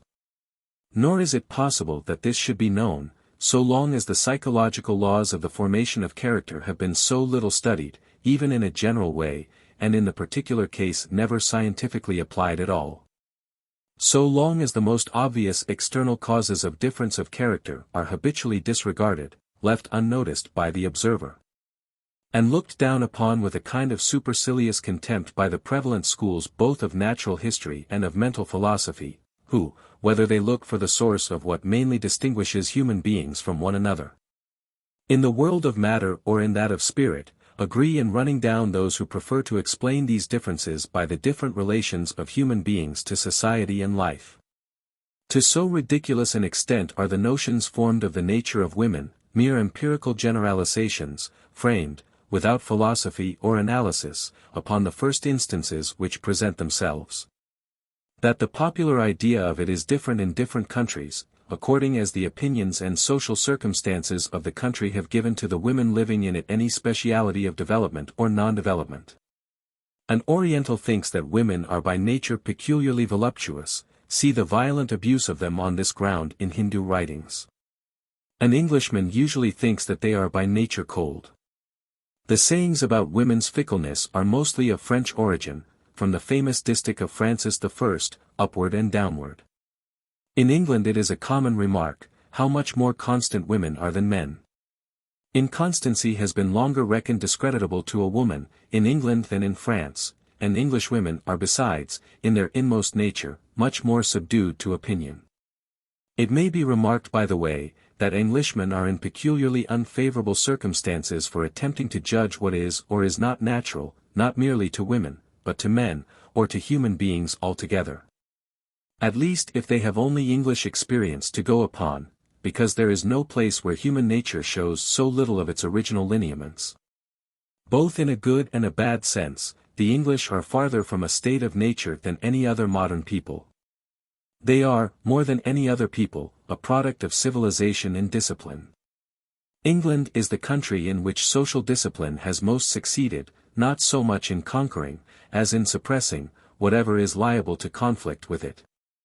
The English, more than any other people, not only act but feel according to rule. In other countries, the taught opinion, or the requirement of society, may be the stronger power, but the promptings of the individual nature are always visible under it and often resisting it. Rule may be stronger than nature, but nature is still there. In England, rule has to a great degree substituted itself for nature. The greater part of life is carried on, not by following inclination under the control of rule, but by having no inclination but that of following a rule. Now this has its good side doubtless, though it has also a wretchedly bad one, but it must render an Englishman peculiarly ill-qualified to pass a judgment on the original tendencies of human nature from his own experience. The errors to which observers elsewhere are liable on the subject, are of a different character. An Englishman is ignorant respecting human nature, a Frenchman is prejudiced.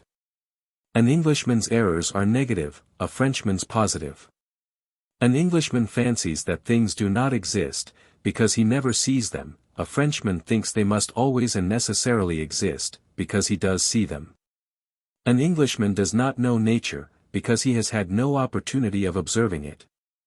A Frenchman generally knows a great deal of it, but often mistakes it, because he has only seen it sophisticated and distorted. For the artificial state superinduced by society disguises the natural tendencies of the thing which is the subject of observation, in two different ways, by extinguishing the nature, or by transforming it. In the one case there is but a starved residuum of nature remaining to be studied, in the other case there is much, but it may have expanded in any direction rather than that in which it would spontaneously grow. I have said that it cannot now be known how much of the existing mental differences between men and women is natural and how much artificial, whether there are any natural differences at all.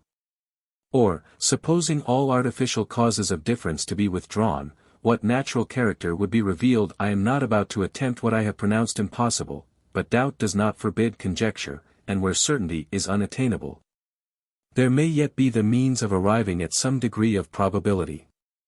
The first point, the origin of the differences actually observed, is the one most accessible to speculation, and I shall attempt to approach it, by the only path by which it can be reached, by tracing the mental consequences of external influences. We cannot isolate a human being from the circumstances of his condition, so as to ascertain experimentally what he would have been by nature. But we can consider what he is, and what his circumstances have been, and whether the one would have been capable of producing the other. Let us take, then, the only marked case which observation affords, of apparent inferiority of women to men, if we accept the merely physical one of bodily strength. No production in philosophy, science, or art, entitled to the first rank, has been the work of a woman. Is there any mode of accounting for this, without supposing that women are naturally incapable of producing them? In the first place, we may fairly question whether experience has afforded sufficient grounds for an induction. It is scarcely 3 generations since women, saving very rare exceptions, have begun to try their capacity in philosophy, science, or art. It is only in the present generation that their attempts have been at all numerous. And they are even now extremely few, everywhere but in England and France. It is a relevant question, whether a mind possessing the requisites of first-rate eminence in speculation or creative art could have been expected, on the mere calculation of chances, to turn up during that lapse of time. Among the women whose tastes and personal position admitted of their devoting themselves to these pursuits in all things which there has yet been time for, in all but the very highest grades in the scale of excellence, especially in the department in which they have been longest engaged, literature, both prose and poetry, women have done quite as much, have obtained fully as high prizes and as many of them as could be expected from the length of time and the number of competitors. If we go back to the earlier period when very few women made the attempt, yet some of those few made it with distinguished success. The Greeks always accounted Sappho among their great poets. And we may well suppose that Myrtis, said to have been the teacher of Pindar, and Carina, who 5 times bore away from him the prize of poetry, must at least have had sufficient merit to admit of being compared with that great name.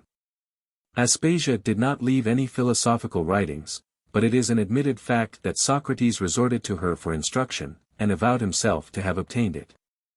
If we consider the works of women in modern times, and contrast them with those of men, either in the literary or the artistic department, such inferiority as may be observed resolves itself essentially into one thing, but that is a most material one. Deficiency of originality. Not total deficiency, for every production of mind which is of any substantive value, has an originality of its own, is a conception of the mind itself, not a copy of something else. Thoughts original, in the sense of being unborrowed, of being derived from the thinker's own observations or intellectual processes, are abundant in the writings of women. But they have not yet produced any of those great and luminous new ideas which form an era in thought, nor those fundamentally new conceptions in art, which open a vista of possible effects not before thought of, and found a new school. Their compositions are mostly grounded on the existing fund of thought, and their creations do not deviate widely from existing types. This is the sort of inferiority which their works manifest, for in point of execution, in the detailed application of thought, and the perfection of style, there is no inferiority. Our best novelists in point of composition, and of the management of detail, have mostly been women. And there is not in all modern literature a more eloquent vehicle of thought than the style of Madame de Staël, nor, as a specimen of purely artistic excellence, anything superior to the prose of Madame Sand, whose style acts upon the nervous system like a symphony of Haydn or Mozart. High originality of conception is, as I have said, what is chiefly wanting. And now to examine if there is any manner in which this deficiency can be accounted for. Let us remember, then, so far as regards mere thought, that during all that period in the world's existence, and in the progress of cultivation, in which great and fruitful new truths could be arrived at by mere force of genius, with little precious study and accumulation of knowledge, during all that time women did not concern themselves with speculation at all. From the days of Hypatia to those of the Reformation, the illustrious Heloisa is almost the only woman to whom any such achievement might have been possible. And we know not how great a capacity of speculation in her may have been lost to mankind by the misfortunes of her life. Never since any considerable number of women have began to cultivate serious thought, has originality been possible on easy terms. Nearly all the thoughts which can be reached by mere strength of original faculties, have long since been arrived at. And originality, in any high sense of the word, is now scarcely ever attained but by minds which have undergone elaborate discipline, and are deeply versed in the results of previous thinking. It is Mr. Maurice, I think, who has remarked on the present age, that its most original thinkers are those who have known most thoroughly what had been thought by their predecessors, and this will always henceforth be the case. Every fresh stone in the edifice has now to be placed on the top of so many others, that a long process of climbing, and of carrying up materials, has to be gone through by whoever aspires to take a share in the present stage of the work. How many women are there who have gone through any such process? Mrs. Somerville, alone perhaps of women, knows as much of mathematics as is now needful for making any considerable mathematical discovery. Is it any proof of inferiority in women? That she has not happened to be one of the 2 or 3 persons who in her lifetime have associated their names with some striking advancement of the science. 2 women, since political economy has been made a science, have known enough of it to write usefully on the subject. Of how many of the innumerable men who have written on it during the same time, is it possible with truth to say more? If no woman has hitherto been a great historian, what woman has had the necessary erudition? If no woman is a great philologist, what woman has studied Sanskrit and Slavonic, the Gothic of Ulfala and the Persic of the Zendavesta? Even in practical matters we all know what is the value of the originality of untaught geniuses. It means, inventing over again in its rudimentary form something already invented and improved upon by many successive inventors. When women have had the preparation which all men now require to be eminently original, it will be time enough to begin judging by experience of their capacity for originality. It no doubt often happens that a person, who has not widely and accurately studied the thoughts of others on a subject, has by natural sagacity a happy intuition, which he can suggest, but cannot prove. Which yet when matured may be an important addition to knowledge, but even then, no justice can be done to it until some other person, who does possess the previous acquirements, takes it in hand, tests it, gives it a scientific or practical form, and fits it into its place among the existing truths of philosophy or science. Is it supposed that such felicitous thoughts do not occur to women? They occur by hundreds to every woman of intellect. But they are mostly lost, for want of a husband or friend who has the other knowledge which can enable him to estimate them properly and bring them before the world, and even when they are brought before it, they generally appear as his ideas, not their real authors. Who can tell how many of the most original thoughts put forth by male writers, belong to a woman by suggestion, to themselves only by verifying and working out? If I may judge by my own case, a very large proportion indeed. If we turn from pure speculation to literature in the narrow sense of the term, and the fine arts, there is a very obvious reason why women's literature is, in its general conception and in its main features, an imitation of men's. Why is the Roman literature, as critics proclaim to satiety, not original, but an imitation of the Greek? Simply because the Greeks came first. If women lived in a different country from men, and had never read any of their writings, they would have had a literature of their own. As it is, they have not created one, because they found a highly advanced literature already created. If there had been no suspension of the knowledge of antiquity, or if the Renaissance had occurred before the Gothic cathedrals were built, they never would have been built. We see that, in France and Italy, imitation of the ancient literature stopped the original development even after it had commenced. All women who write are pupils of the great male writers. A painter's early pictures, even if he be a Raffaello, are undistinguishable in style from those of his master. Even a Mozart does not display his powerful originality in his earliest pieces. What years are to a gifted individual, generations are to a mass. If women's literature is destined to have a different collective character from that of men, depending on any difference of natural tendencies, much longer time is necessary than has yet elapsed, before it can emancipate itself from the influence of accepted models, and guide itself by its own impulses.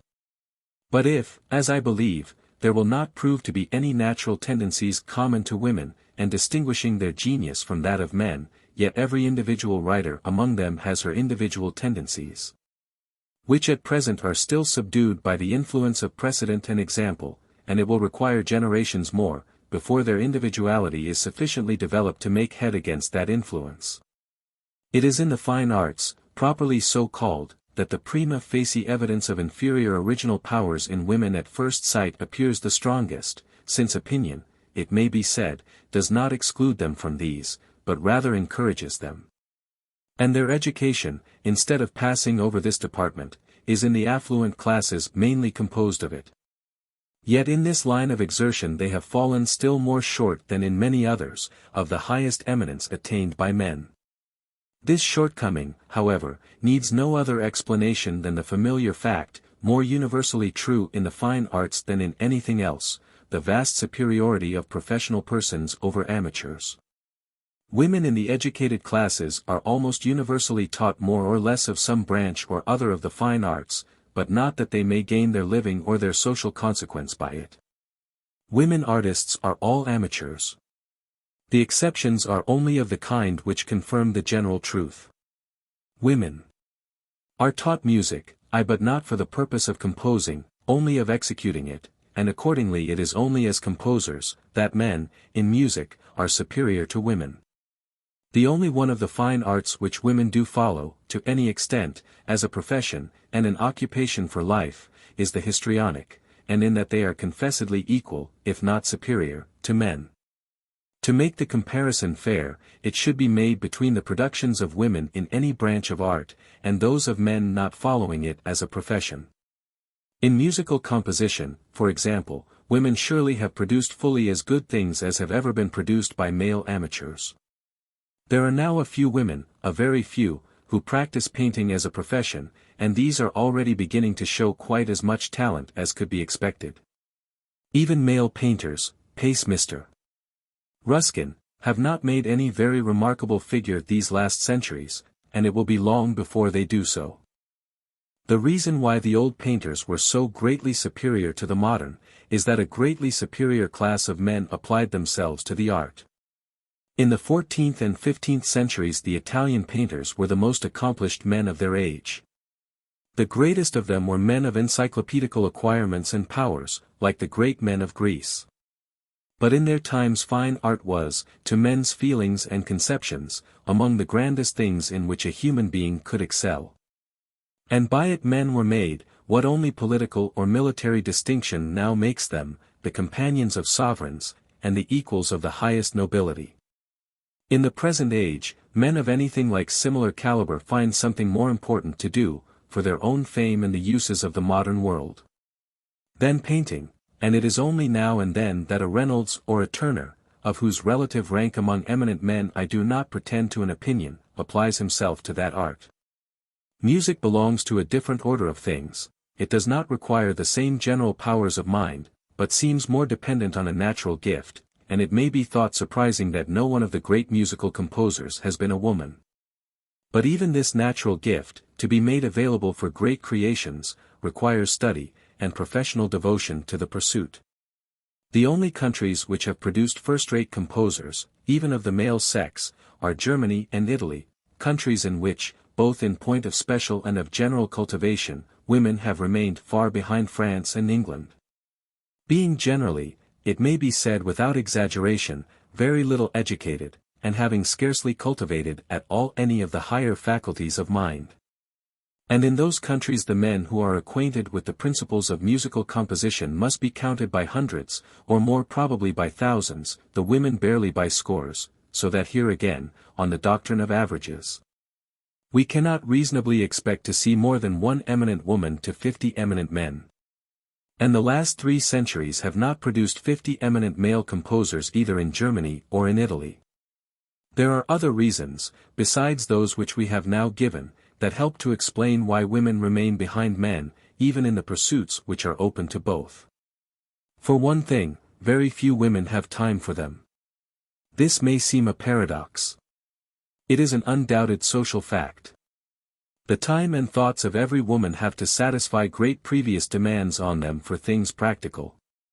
There is, first, the superintendence of the family and the domestic expenditure, which occupies at least one woman in every family, generally the one of mature years and acquired experience.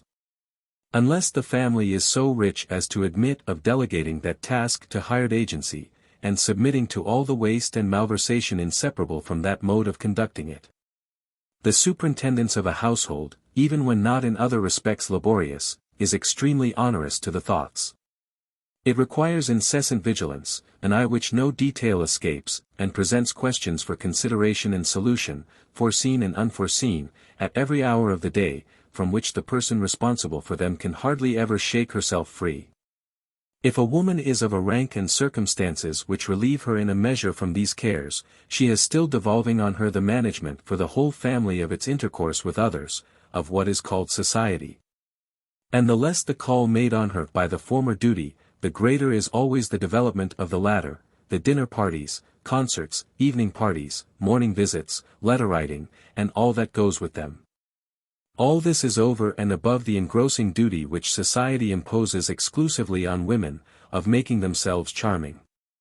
A clever woman of the higher ranks finds nearly a sufficient employment of her talents in cultivating the graces of manner and the arts of conversation.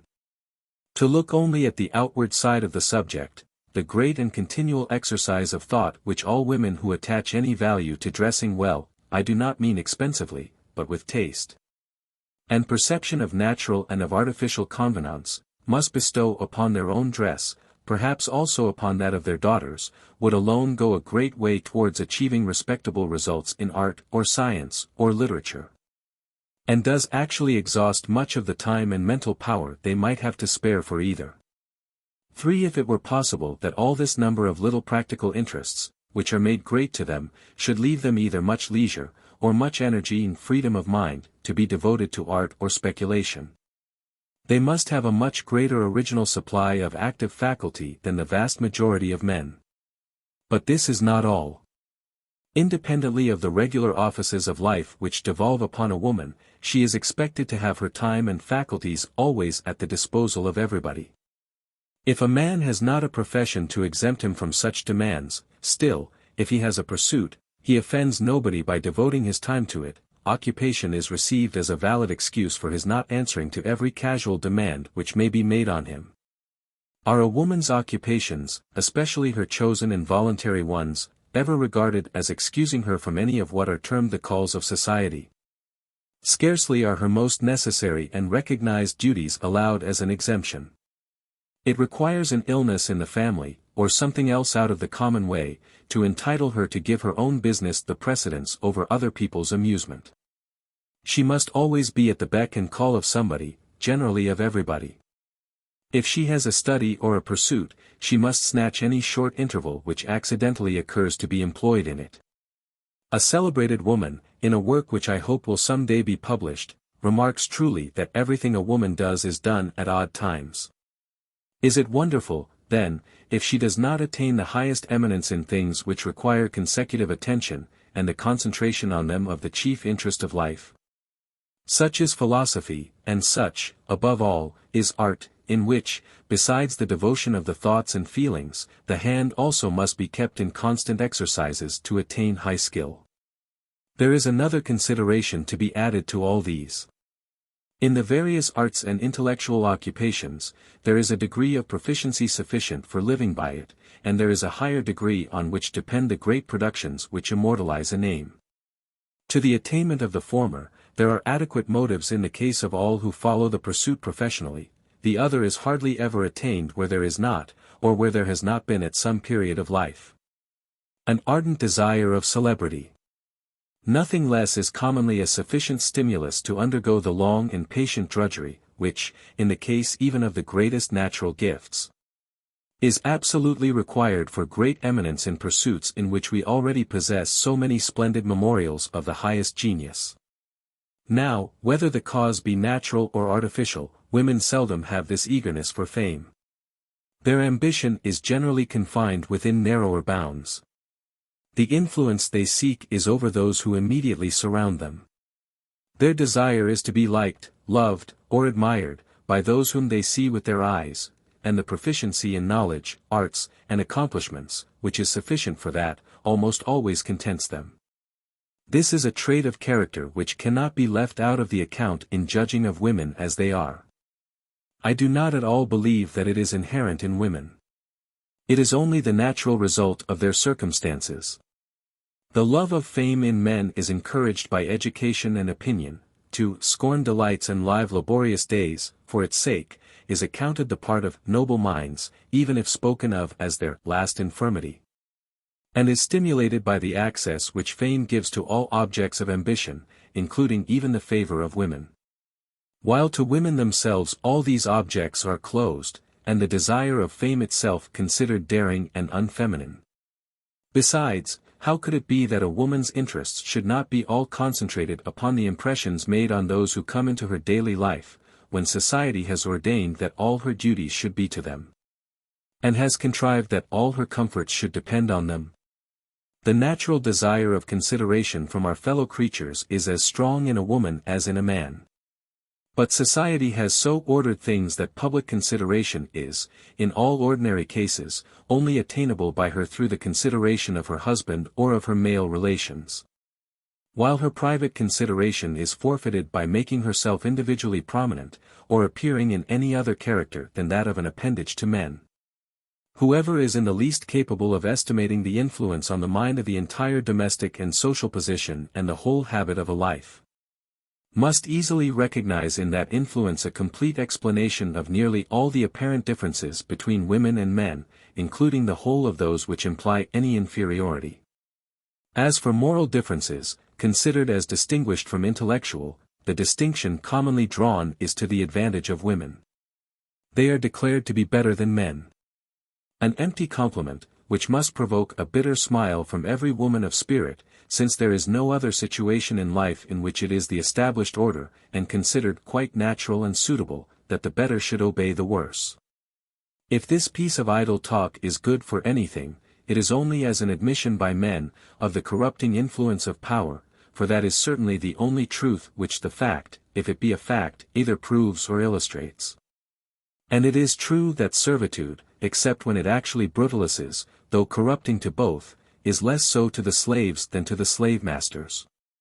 It is wholesomer for the moral nature to be restrained, even by arbitrary power, than to be allowed to exercise arbitrary power without restraint. Women, it is said, seldomer fall under the penal law, contribute a much smaller number of offenders to the criminal calendar, than men. I doubt not that the same thing may be said, with the same truth, of Negro slaves. Those who are under the control of others cannot often commit crimes, unless at the command and for the purposes of their masters. I do not know a more signal instance of the blindness with which the world, including the herd of studious men, ignore and pass over all the influences of social circumstances, than their silly depreciation of the intellectual, and silly panegyrics on the moral, nature of women. The complimentary dictum about women's superior moral goodness may be allowed to pair off with the disparaging one respecting their greater liability to moral bias. Women, we are told, are not capable of resisting their personal partialities, their judgment in grave affairs is warped by their sympathies and antipathies. Assuming it to be so, it is still to be proved that women are oftener misled by their personal feelings than men by their personal interests. The chief difference would seem in that case to be, that men are led from the course of duty and the public interest by their regard for themselves, women, not being allowed to have private interests of their own, by their regard for somebody else. It is also to be considered that all the education which women receive from society inculcates on them the feeling that the individuals connected with them are the only ones to whom they owe any duty, the only ones whose interest they are called upon to care for. While, as far as education is concerned, they are left strangers even to the elementary ideas which are presupposed in any intelligent regard for larger interests or higher moral objects. The complaint against them resolves itself merely into this, that they fulfill only too faithfully the sole duty which they are taught, and almost the only one which they are permitted to practice. The concessions of the privileged to the unprivileged are so seldom brought about by any better motive than the power of the unprivileged to extort them, that any arguments against the prerogative of sex are likely to be little attended to by the generality, as long as they are able to say to themselves that women do not complain of it. That fact certainly enables men to retain the unjust privilege some time longer, but does not render it less unjust. Exactly the same thing may be said of the women in the harem of an Oriental. They do not complain of not being allowed the freedom of European women. They think our women insufferably bold and unfeminine. How rarely it is that even men complain of the general order of society, and how much rarer still would such complaint be, if they did not know of any different order existing anywhere else. Women do not complain of the general lot of women. Or rather they do, for plaintive elegies on it are very common in the writings of women, and were still more so as long as the lamentations could not be suspected of having any practical object. Their complaints are like the complaints which men make of the general unsatisfactoriness of human life. They are not meant to imply blame, or to plead for any change. But though women do not complain of the power of husbands, each complains of her own husband, or of the husbands of her friends. It is the same in all other cases of servitude, at least in the commencement of the emancipatory movement. The serfs did not at first complain of the power of their lords, but only of their tyranny. The commons began by claiming a few municipal privileges. They next asked an exemption for themselves from being taxed without their own consent. But they would at that time have thought it a great presumption to claim any share in the king's sovereign authority. The case of women is now the only case in which to rebel against established rules is still looked upon with the same eyes as was formerly a subject's claim to the right of rebelling against his king. A woman who joins in any movement which her husband disapproves, makes herself a martyr, without even being able to be an apostle, for the husband can legally put a stop to her apostleship. Women cannot be expected to devote themselves to the emancipation of women, until men in considerable number are prepared to join with them in the undertaking. Chapter 4. There remains a question, not of less importance than those already discussed, and which will be asked the most importunately by those opponents whose conviction is somewhat shaken on the main point. What good are we to expect from the changes proposed in our customs and institutions? Would mankind be at all better off if women were free? If not, why disturb their minds, and attempt to make a social revolution in the name of an abstract right? It is hardly to be expected that this question will be asked in respect to the change proposed in the condition of women in marriage.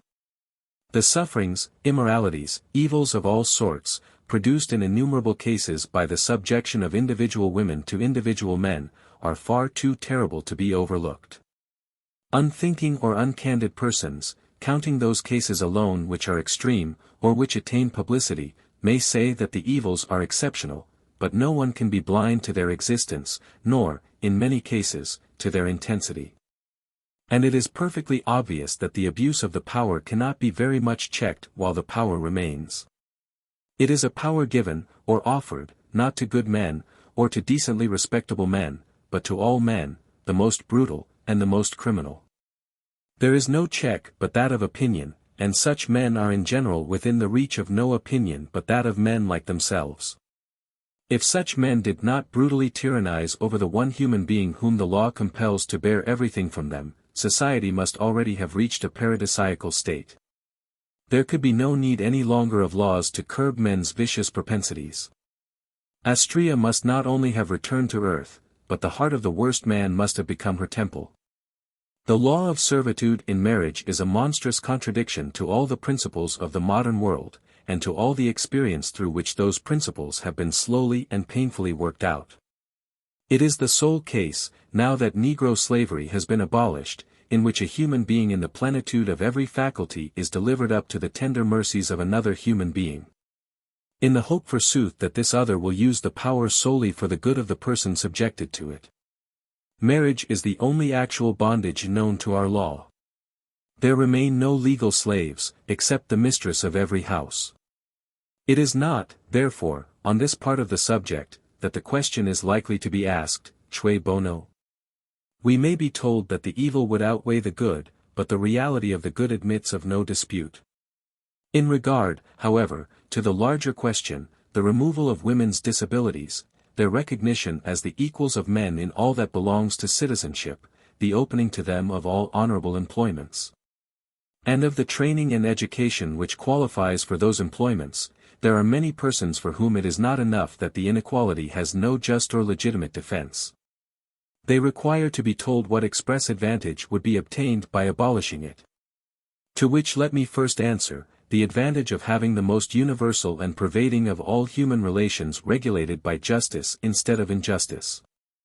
The vast amount of this gain to human nature, it is hardly possible, by any explanation or illustration, to place in a stronger light than it is placed by the bare statement, to anyone who attaches a moral meaning to words.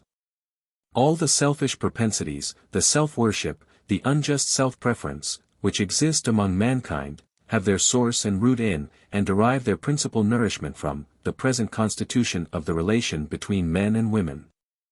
Think what it is to a boy, to grow up to manhood in the belief that without any merit or any exertion of his own, though he may be the most frivolous and empty or the most ignorant and stolid of mankind, by the mere fact of being born a male he is by right the superior of all and every one of an entire half of the human race, including probably some whose real superiority to himself he has daily or hourly occasion to feel. But even if in his whole conduct he habitually follows a woman's guidance, still, if he is a fool, she thinks that of course she is not, and cannot be, equal in ability in judgment to himself. And if he is not a fool, he does worse, he sees that she is superior to him, and believes that, notwithstanding her superiority, he is entitled to command and she is bound to obey. What must be the effect on his character, of this lesson? And men of the cultivated classes are often not aware how deeply it sinks into the immense majority of male minds. For, among right-feeling and well-bred people, the inequality is kept as much as possible out of sight. Above all, out of sight of the children. As much obedience is required from boys to their mother as to their father, they are not permitted to domineer over their sisters, nor are they accustomed to see these postponed to them, but the contrary. The compensations of the chivalrous feeling being made prominent, while the servitude which requires them is kept in the background. Well-brought-up youths in the higher classes thus often escape the bad influences of the situation in their early years, and only experience them when, arrived at manhood, they fall under the dominion of facts as they really exist. Such people are little aware, when a boy is differently brought up, how early the notion of his inherent superiority to a girl arises in his mind, how it grows with his growth and strengthens with his strength. How it is inoculated by one schoolboy upon another, how early the youth thinks himself superior to his mother, owing her perhaps forbearance, but no real respect. And how sublime and sultan-like a sense of superiority he feels, above all, over the woman whom he honors by admitting her to a partnership of his life. Is it imagined that all this does not pervert the whole manner of existence of the man, both as an individual and as a social being? It is an exact parallel to the feeling of a hereditary king that he is excellent above others by being born a king, or a noble by being born a noble. The relation between husband and wife is very like that between lord and vassal, except that the wife is held to more unlimited obedience than the vassal was. However the vassal's character may have been affected, for better and for worse, by his subordination, who can help seeing that the lord's was affected greatly for the worse? Whether he was led to believe that his vassals were really superior to himself, or to feel that he was placed in command over people as good as himself, for no merits or labors of his own, but merely for having, as Figaro says, taken the trouble to be born. The self-worship of the monarch, or of the feudal superior, is matched by the self-worship of the male. Human beings do not grow up from childhood in the possession of unearned distinctions, without pluming themselves upon them. Those whom privileges not acquired by their merit, and which they feel to be disproportioned to it, inspire with additional humility, are always the few, and the best few. The rest are only inspired with pride, and the worst sort of pride, that which values itself upon accidental advantages, not of its own achieving.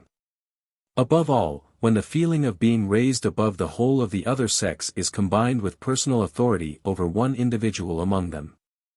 The situation, if a school of conscientious and affectionate forbearance to those whose strongest points of character are conscience and affection, is to men of another quality a regularly constituted academy or gymnasium for training them in arrogance and overbearingness.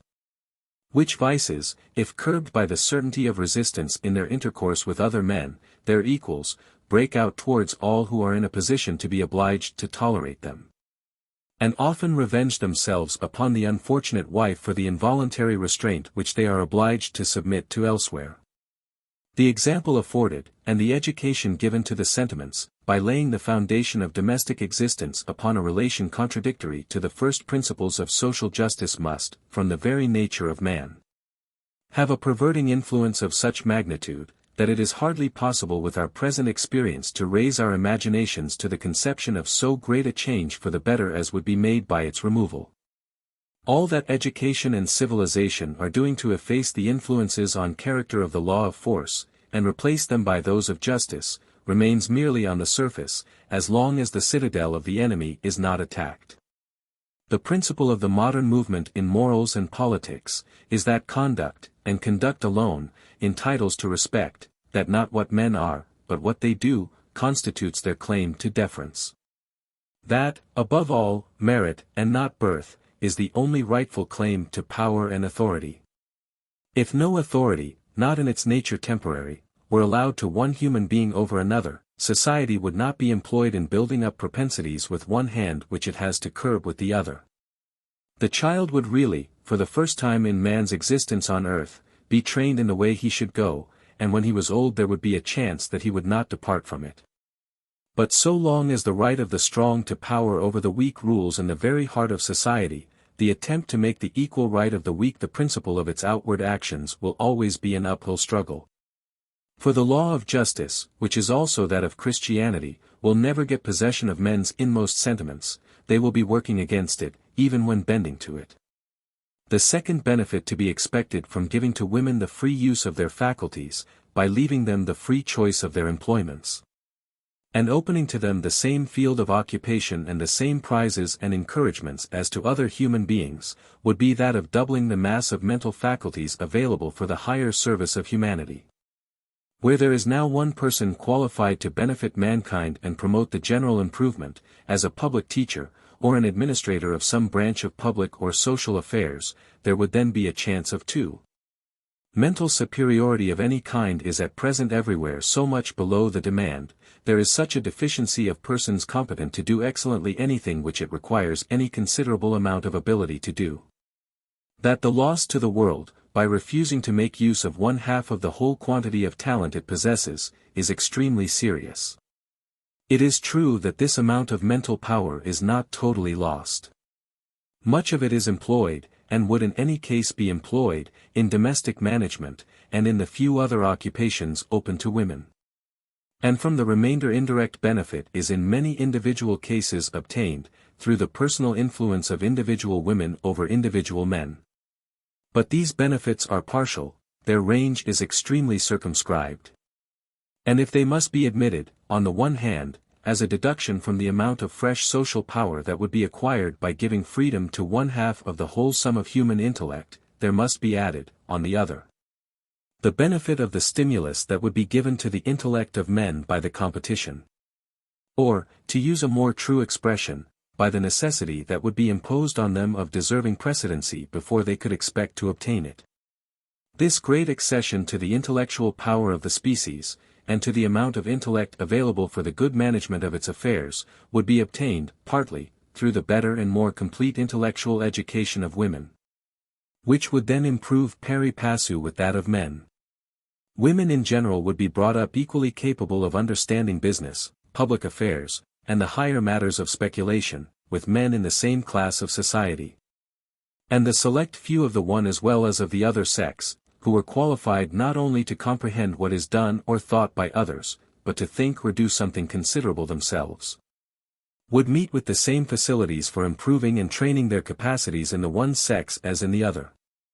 In this way, the widening of the sphere of action for women would operate for good, by raising their education to the level of that of men, and making the one participate in all improvements made in the other. But independently of this, the mere breaking down of the barrier would of itself have an educational virtue of the highest worth.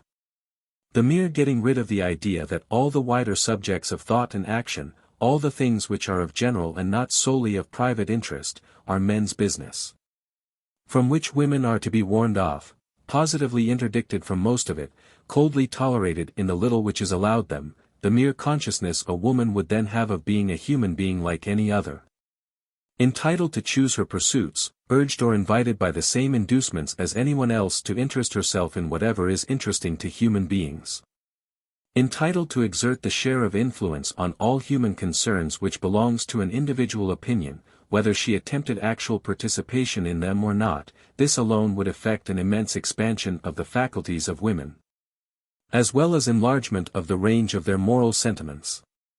Besides the addition to the amount of individual talent available for the conduct of human affairs, which certainly are not at present so abundantly provided in that respect that they can afford to dispense with one half of what nature proffers, the opinion of women would then possess a more beneficial, rather than a greater, influence upon the general mass of human belief and sentiment.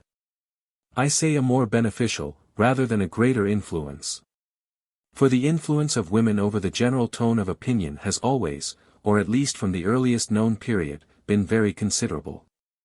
The influence of mothers on the early character of their sons, and the desire of young men to recommend themselves to young women, have in all recorded times been important agencies in the formation of character, and have determined some of the chief steps in the progress of civilization.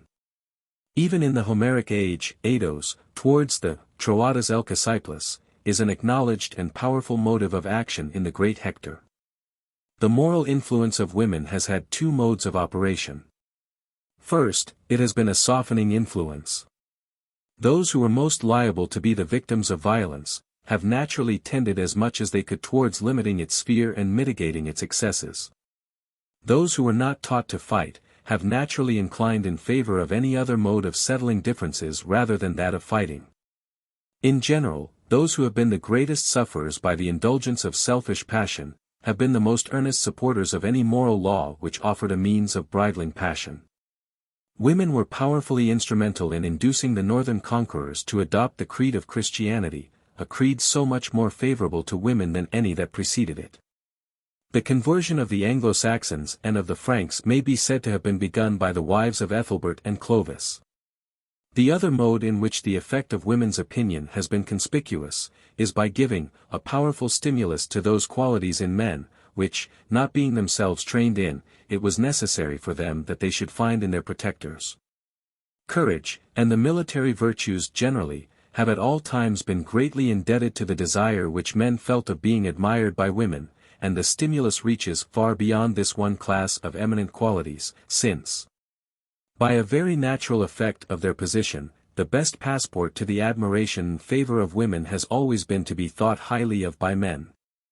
From the combination of the two kinds of moral influence thus exercised by women, arose the spirit of chivalry, the peculiarity of which is to aim at combining the highest standard of the warlike qualities with the cultivation of a totally different class of virtues, those of gentleness, generosity, and self-abnegation, towards the non-military and defenseless classes generally, and a special submission and worship directed towards women, who were distinguished from the other defenseless classes by the high rewards which they had it in their power voluntarily to bestow on those who endeavored to earn their favor, instead of extorting their subjection. Though the practice of chivalry fell even more sadly short of its theoretic standard than practice generally falls below theory, it remains one of the most precious monuments of the moral history of our race. As a remarkable instance of a concerted and organized attempt by a most disorganized and distracted society, to raise up and carry into practice a moral ideal greatly in advance of its social condition and institutions. So much so as to have been completely frustrated in the main object, yet never entirely inefficacious, and which has left a most sensible, and for the most part a highly valuable impress on the ideas and feelings of all subsequent times. The chivalrous ideal is the acme of the influence of women's sentiments on the moral cultivation of mankind, and if women are to remain in their subordinate situation, it were greatly to be lamented that the chivalrous standard should have passed away, for it is the only one at all capable of mitigating the demoralizing influences of that position. But the changes in the general state of the species rendered inevitable the substitution of a totally different ideal of morality for the chivalrous one. Chivalry was the attempt to infuse moral elements into a state of society in which everything depended for good or evil on individual prowess, under the softening influences of individual delicacy and generosity. In modern societies, all things, even in the military department of affairs, are decided, not by individual effort, but by the combined operations of numbers. While the main occupation of society has changed from fighting to business, from military to industrial life, The exigencies of the new life are no more exclusive of the virtues of generosity than those of the old, but it no longer entirely depends on them. The main foundations of the moral life of modern times must be justice and prudence. The respect of each for the rights of every other, and the ability of each to take care of himself. Chivalry left without legal check all forms of wrong which reigned unpunished throughout society. It only encouraged a few to do right in preference to wrong, by the direction it gave to the instruments of praise and admiration. But the real dependence of morality must always be upon its penal sanctions, its power to deter from evil. The security of society cannot rest on merely rendering honor to right, a motive so comparatively weak in all but a few, and which on very many does not operate at all. Modern society is able to repress wrong through all departments of life, by a fit exertion of the superior strength which civilization has given it. And thus to render the existence of the weaker members of society, no longer defenseless but protected by law, tolerable to them, without reliance on the chivalrous feelings of those who are in a position to tyrannize. The beauties and graces of the chivalrous character are still what they were, but the rights of the weak, and the general comfort of human life, now rest on a far surer and steadier support. Or rather, they do so in every relation of life except the conjugal. At present the moral influence of women is no less real, but it is no longer of so marked and definite a character, it has more nearly merged in the general influence of public opinion. Both through the contagion of sympathy, and through the desire of men to shine in the eyes of women. Their feelings have great effect in keeping alive what remains of the chivalrous ideal, in fostering the sentiments and continuing the traditions of spirit and generosity. In these points of character, their standard is higher than that of men, in the quality of justice, somewhat lower. As regards the relations of private life it may be said generally, that their influence is, on the whole, encouraging to the softer virtues. Discouraging to the sterner, though the statement must be taken with all the modifications dependent on individual character. In the chief of the greater trials to which virtue is subject in the concerns of life, the conflict between interest and principle, the tendency of women's influence, is of a very mixed character.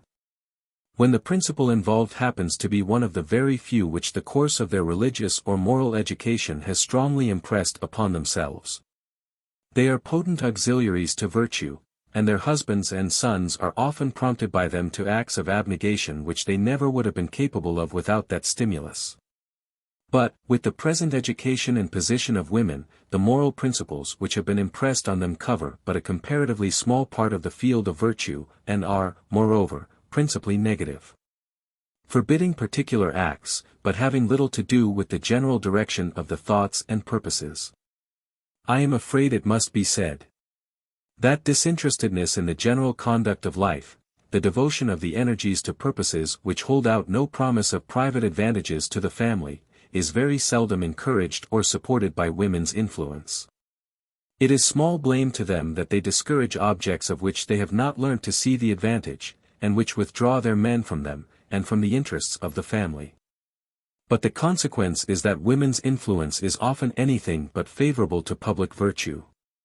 Women have, however, some share of influence in giving the tone to public moralities since their sphere of action has been a little widened.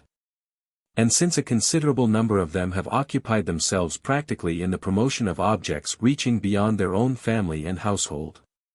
The influence of women counts for a great deal in two of the most marked features of modern European life, its aversion to war, and its addiction to philanthropy. Excellent characteristics both. But unhappily, if the influence of women is valuable in the encouragement it gives to these feelings in general, in the particular applications the direction it gives to them is at least as often mischievous as useful. In the philanthropic department more particularly, the two provinces chiefly cultivated by women are religious proselytism and charity. Religious proselytism at home is but another word for embittering of religious animosities; abroad, it is usually a blind running at an object, without either knowing or heeding the fatal mischiefs, fatal to the religious object itself as well as to all other desirable objects, which may be produced by the means employed. As for charity, it is a matter in which the immediate effect on the persons directly concerned, and the ultimate consequence to the general good, are apt to be at complete war with one another, while the education given to women, an education of the sentiments rather than of the understanding, and the habit inculcated by their whole life, of looking to immediate effects on persons, and not to remote effects on classes of persons, make them both unable to see, and unwilling to admit, the ultimate evil tendency of any form of charity or philanthropy which commends itself to their sympathetic feelings. The great and continually increasing mass of unenlightened and short-sighted benevolence, which, taking the care of people's lives out of their own hands, and relieving them from the disagreeable consequences of their own acts, saps the very foundations of the self-respect, self-help, and self-control which are the essential conditions both of individual prosperity and of social virtue. This waste of resources and of benevolent feelings in doing harm instead of good is immensely swelled by women's contributions, and stimulated by their influence. Not that this is a mistake likely to be made by women, where they have actually the practical management of schemes of beneficence. It sometimes happens that women who administer public charities, with that insight into present fact, and especially into the minds and feelings of those with whom they are in immediate contact, in which women generally excel men, recognize in the clearest manner the demoralizing influence of the alms given or the help afforded, and could give lessons on the subject to many a male political economist. But women who only give their money, and are not brought face to face with the effects it produces, how can they be expected to foresee them? A woman born to the present lot of women, and content with it, how should she appreciate the value of self-dependence?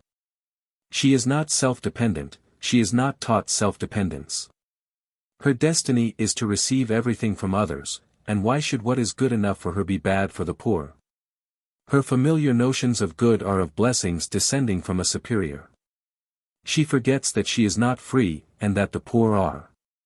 That if what they need is given to them unearned, they cannot be compelled to earn it, that everybody cannot be taken care of by everybody, but there must be some motive to induce people to take care of themselves. And that to be helped to help themselves, if they are physically capable of it, is the only charity which proves to be charity in the end. These considerations show how usefully the part which women take in the formation of general opinion, would be modified for the better by that more enlarged instruction, and practical conversancy with the things which their opinions influence. That would necessarily arise from their social and political emancipation. But the improvement it would work through the influence they exercise, each in her own family, would be still more remarkable. It is often said that in the classes most exposed to temptation, a man's wife and children tend to keep him honest and respectable, both by the wife's direct influence, and by the concern he feels for their future welfare. This may be so, and no doubt often is so, with those who are more weak than wicked, and this beneficial influence would be preserved and strengthened under equal laws. It does not depend on the woman's servitude, but is, on the contrary, diminished by the disrespect which the inferior class of men always at heart feel towards those who are subject to their power. But when we ascend higher in the scale, we come among a totally different set of moving forces. The wife's influence tends, as far as it goes, to prevent the husband from falling below the common standard of approbation of the country. It tends quite as strongly to hinder him from rising above it. The wife is the auxiliary of the common public opinion. A man who is married to a woman his inferior in intelligence, finds her a perpetual dead weight, or, worse than a dead weight, a drag, upon every aspiration of his to be better than public opinion requires him to be. It is hardly possible for one who is in these bonds, to attain exalted virtue. If he differs in his opinion from the mass, if he sees truths which have not yet dawned upon them, or if, feeling in his heart truths which they nominally recognize, he would like to act up to those truths more conscientiously than the generality of mankind, to all such thoughts and desires, marriage is the heaviest of drawbacks. Unless he be so fortunate as to have a wife as much above the common level as he himself is. For, in the first place, there is always some sacrifice of personal interest required, either of social consequence, or of pecuniary means, perhaps the risk of even the means of subsistence. These sacrifices and risks he may be willing to encounter for himself, but he will pause before he imposes them on his family. And his family in this case means his wife and daughters. For he always hopes that his sons will feel as he feels himself, and that what he can do without, they will do without, willingly, is the same cause. But his daughters, their marriage may depend upon it, and his wife, who is unable to enter into or understand the objects for which these sacrifices are made, who, if she thought them worth any sacrifice, would think so on trust. And solely for his sake, who could participate in none of the enthusiasm or the self-approbation he himself may feel, while the things which he is disposed to sacrifice are all in all to her. Will not the best and most unselfish man hesitate the longest before bringing on her this consequence? If it be not the comforts of life, but only social consideration, that is at stake, the burthen upon his conscience and feelings is still very severe. Whoever has a wife and children has given hostages to Mrs. Grundy. The approbation of that potentate may be a matter of indifference to him, but it is of great importance to his wife. The man himself may be above opinion, or may find sufficient compensation in the opinion of those of his own way of thinking. But to the women connected with him, he can offer no compensation. The almost invariable tendency of the wife to place her influence in the same scale with social consideration, is sometimes made a reproach to women, and represented as a peculiar trait of feebleness and childishness of character in them, surely with great injustice. Society makes the whole life of a woman, in the easy classes, a continued self-sacrifice. It exacts from her an unremitting restraint of the whole of her natural inclinations, and the sole return it makes to her for what often deserves the name of a martyrdom, is consideration. Her consideration is inseparably connected with that of her husband, and after paying the full price for it, she finds that she is to lose it, for no reason of which she can feel the cogency. She has sacrificed her whole life to it, and her husband will not sacrifice to it a whim, a freak, an eccentricity. Something not recognized or allowed for by the world, and which the world will agree with her in thinking a folly, if it thinks no worse. The dilemma is hardest upon that very meritorious class of men, who, without possessing talents which qualify them to make a figure among those with whom they agree in opinion, hold their opinion from conviction, and feel bound in honor and conscience to serve it, by making profession of their belief, and giving their time, labor, and means, to anything undertaken in its behalf. The worst case of all is when such men happen to be of a rank and position which of itself neither gives them, nor excludes them from, what is considered the best society. When their admission to it depends mainly on what is thought of them personally, and however unexceptionable their breeding and habits. Their being identified with opinions and public conduct unacceptable to those who give the tone to society would operate as an effectual exclusion. Many a woman flatters herself, 9 times out of 10 quite erroneously, that nothing prevents her and her husband from moving in the highest society of her neighborhood, society in which others well known to her, and in the same class of life, mix freely, except that her husband is unfortunately a dissenter, or has the reputation of mingling in low radical politics. That it is, she thinks, which hinders George from getting a commission or a place, Caroline from making an advantageous match, and prevents her and her husband from obtaining invitations, perhaps honors, which, for aught she sees, they are as well entitled to as some folks. With such an influence in every house, either exerted actively, or operating all the more powerfully for not being asserted, is it any wonder that people in _general are kept down in that mediocrity of respectability which is becoming a marked characteristic of modern times?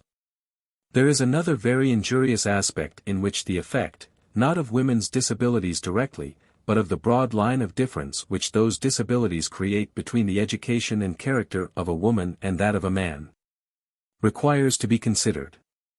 Nothing can be more unfavorable to that union of thoughts and inclinations which is the ideal of married life. Intimate society between people radically dissimilar to one another, is an idle dream. Unlikeness may attract, but it is likeness which retains, and in proportion to the likeness is the suitability of the individuals to give each other a happy life. While women are so unlike men, it is not wonderful that selfish men should feel the need of arbitrary power in their own hands, to arrest and eliminate the lifelong conflict of inclinations, by deciding every question on the side of their own preference. When people are extremely unlike, there can be no real identity of interest. Very often there is conscientious difference of opinion between married people, on the highest points of duty. Is there any reality in the marriage union where this takes place? Yet it is not uncommon anywhere, when the woman has any earnestness of character. And it is a very general case indeed in Catholic countries, when she is supported in her dissent by the only other authority to which she is taught to bow, the priest. With the usual barefacedness of power not accustomed to find itself disputed, the influence of priests over women is attacked by Protestant and liberal writers, less for being bad in itself, than because it is a rival authority to the husband, and raises up a revolt against his infallibility. In England, similar differences occasionally exist when an evangelical wife has allied herself with a husband of a different quality. But in general this source at least of dissension is got rid of, by reducing the minds of women to such a nullity, that they have no opinions but those of Mrs. Grundy, or those which the husband tells them to have. When there is no difference of opinion, differences merely of taste may be sufficient to detract greatly from the happiness of married life. And though it may stimulate the amatory propensities of men, it does not conduce to married happiness, to exaggerate by differences of education whatever may be the native differences of the sexes. If the married pair are well-bred and well-behaved people, they tolerate each other's tastes, but is mutual toleration what people look forward to, when they enter into marriage? These differences of inclination will naturally make their wishes different, if not restrained by affection or duty, as to almost all domestic questions which arise. What a difference there must be in the society which the two persons will wish to frequent, or be frequented by. Each will desire associates who share their own tastes. The persons agreeable to one, will be indifferent or positively disagreeable to the other. Yet there can be none who are not common to both, for married people do not now live in different parts of the house and have totally different visiting lists, as in the reign of Louis XV. They cannot help having different wishes as to the bringing up of the children. Each will wish to see reproduced in them their own tastes and sentiments, and there is either a compromise, and only a half satisfaction to either. Or the wife has to yield, often with bitter suffering. And, with or without intention, her occult influence continues to counterwork the husband's purposes. It would of course be extreme folly to suppose that these differences of feeling and inclination only exist because women are brought up differently from men, and that there would not be differences of taste under any imaginable circumstances. But there is nothing beyond the mark in saying that the distinction in bringing up immensely aggravates those differences, and renders them wholly inevitable. While women are brought up as they are, a man and a woman will but rarely find in one another real agreement of tastes and wishes as to daily life.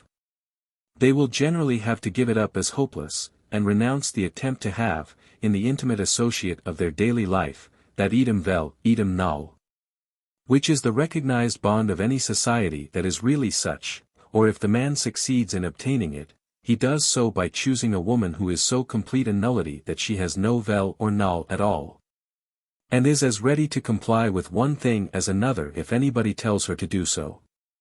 Even this calculation is apt to fail. Dullness and want of spirit are not always a guarantee of the submission which is so confidently expected from them. But if they were, is this the ideal of marriage? What, in this case, does the man obtain by it, except an upper servant, a nurse, or a mistress? On the contrary, when each of two persons, instead of being a nothing, is a something. When they are attached to one another, and are not too much unlike to begin with. The constant partaking in the same things, assisted by their sympathy, draws out the latent capacities of each for being interested in the things which were at first interesting only to the other, and works a gradual assimilation of the tastes and characters to one another, partly by the insensible modification of each, but more by a real enriching of the two natures, each acquiring the tastes and capacities of the other in addition to its own. This often happens between two friends of the same sex, who are much associated in their daily life, and it would be a common, if not the commonest, case in marriage. Did not the totally different bringing up of the two sexes make it next to an impossibility to form a really well-assorted union? Were this remedied, whatever differences there might still be in individual tastes, there would at least be, as a general rule, complete unity and unanimity as to the great objects of life. When the two persons both care for great objects, and are a help and encouragement to each other in whatever regards these, the minor matters on which their tastes may differ are not all important to them. And there is a foundation for solid friendship, of an enduring character, more likely than anything else to make it, through the whole of life, a greater pleasure to each to give pleasure to the other, than to receive it. I have considered, thus far, the effects on the pleasures and benefits of the marriage union which depend on the mere unlikeness between the wife and the husband, but the evil tendency is prodigiously aggravated when the unlikeness is inferiority. Mere unlikeness, when it only means difference of good qualities, may be more a benefit in the way of mutual improvement, than a drawback from comfort. When each emulates, and desires and endeavors to acquire, the other's peculiar qualities, the difference does not produce diversity of interest, but increased identity of it, and makes each still more valuable to the other. But when one is much the inferior of the two in mental ability and cultivation, and is not actively attempting by the other's aid to rise to the other's level, the whole influence of the connection upon the development of the superior of the two is deteriorating, and still more so in a tolerably happy marriage than in an unhappy one. It is not with impunity that the superior in intellect shuts himself up with an inferior, and elects that inferior for his chosen, and sole completely intimate, associate. Any society which is not improving is deteriorating, and the more so, the closer and more familiar it is. Even a really superior man almost always begins to deteriorate when he is habitually, as the phrase is, king of his company, and in his most habitual company the husband who has a wife inferior to him is always so. While his self-satisfaction is incessantly ministered to on the one hand, on the other he insensibly imbibes the modes of feeling, and of looking at things, which belong to a more vulgar or a more limited mind than his own. This evil differs from many of those which have hitherto been dwelt on, by being an increasing one. The association of men with women in daily life is much closer and more complete than it ever was before. Men's life is more domestic. Formerly, their pleasures and chosen occupations were among men, and in men's company, their wives had but a fragment of their lives.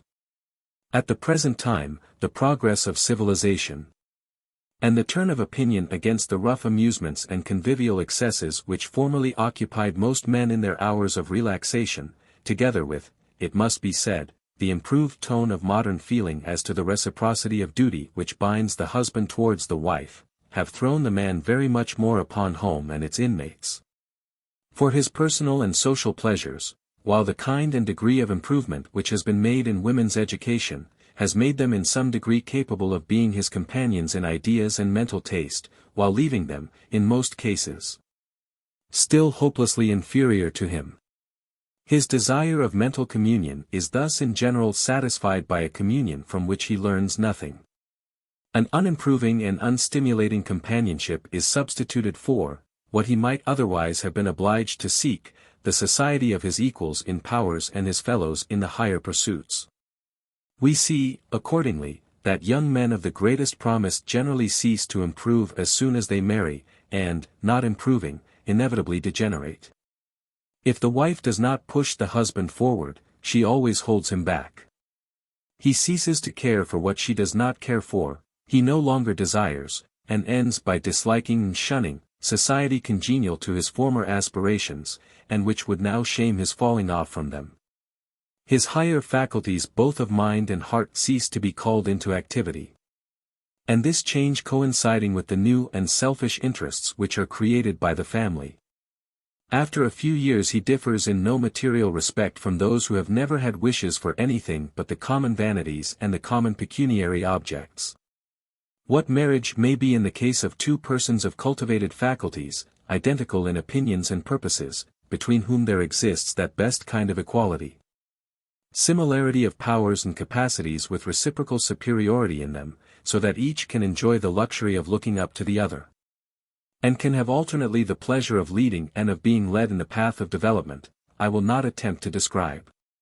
To those who can conceive it, there is no need, to those who cannot, it would appear the dream of an enthusiast. But I maintain, with the profoundest conviction, that this, and this only, is the ideal of marriage. And that all opinions, customs, and institutions which favor any other notion of it, or turn the conceptions and aspirations connected with it into any other direction, by whatever pretenses they may be colored, are relics of primitive barbarism. The moral regeneration of mankind will only really commence, when the most fundamental of the social relations is placed under the rule of equal justice. And when human beings learn to cultivate their strongest sympathy with an equal in nights and in cultivation. Thus far, the benefits which it has appeared that the world would gain by ceasing to make sex a disqualification for privileges and a badge of subjection, are social rather than individual. Consisting in an increase of the general fund of thinking and acting power, and an improvement in the general conditions of the association of men with women. But it would be a grievous understatement of the case to omit the most direct benefit of all, the unspeakable gain in private happiness to the liberated half of the species.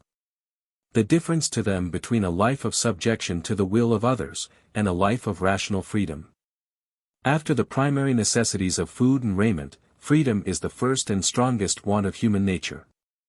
While mankind are lawless, their desire is for lawless freedom.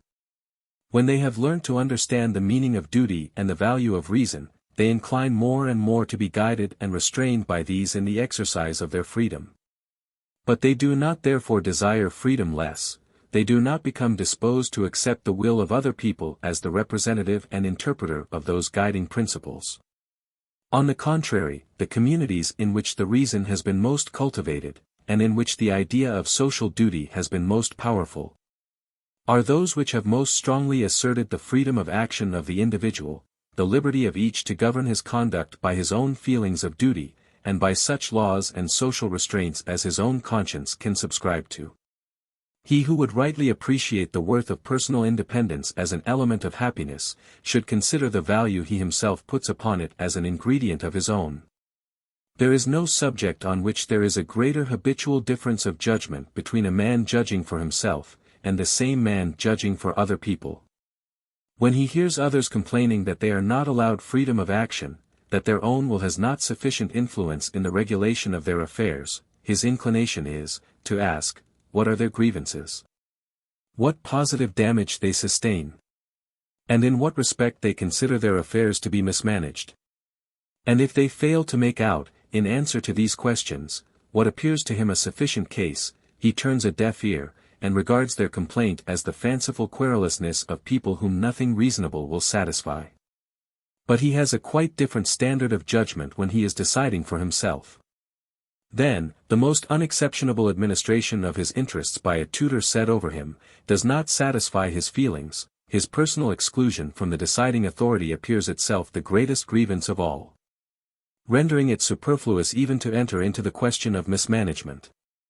It is the same with nations. What citizen of a free country would listen to any offers of good and skillful administration, in return for the abdication of freedom? Even if he could believe that good and skillful administration can exist among a people ruled by a will not their own. Would not the consciousness of working out their own destiny under their own moral responsibility be a compensation to his feelings for great rudeness and imperfection in the details of public affairs? Let him rest assured that whatever he feels on this point, women feel in a fully equal degree. Whatever has been said or written, from the time of Herodotus to the present, of the ennobling influence of free government, the nerve and spring which it gives to all the faculties, the larger and higher objects which it presents to the intellect and feelings, the more unselfish public spirit, and calmer and broader views of duty, that it engenders, and the generally loftier platform on which it elevates the individual as a moral, spiritual, and social being, is every particle as true of women as of men. Are these things no important part of individual happiness? Let any man call to mind what he himself felt on emerging from boyhood, from the tutelage and control of even loved and affectionate elders, and entering upon the responsibilities of manhood. Was it not like the physical effect of taking off a heavy weight, or releasing him from obstructive, even if not otherwise painful, bonds?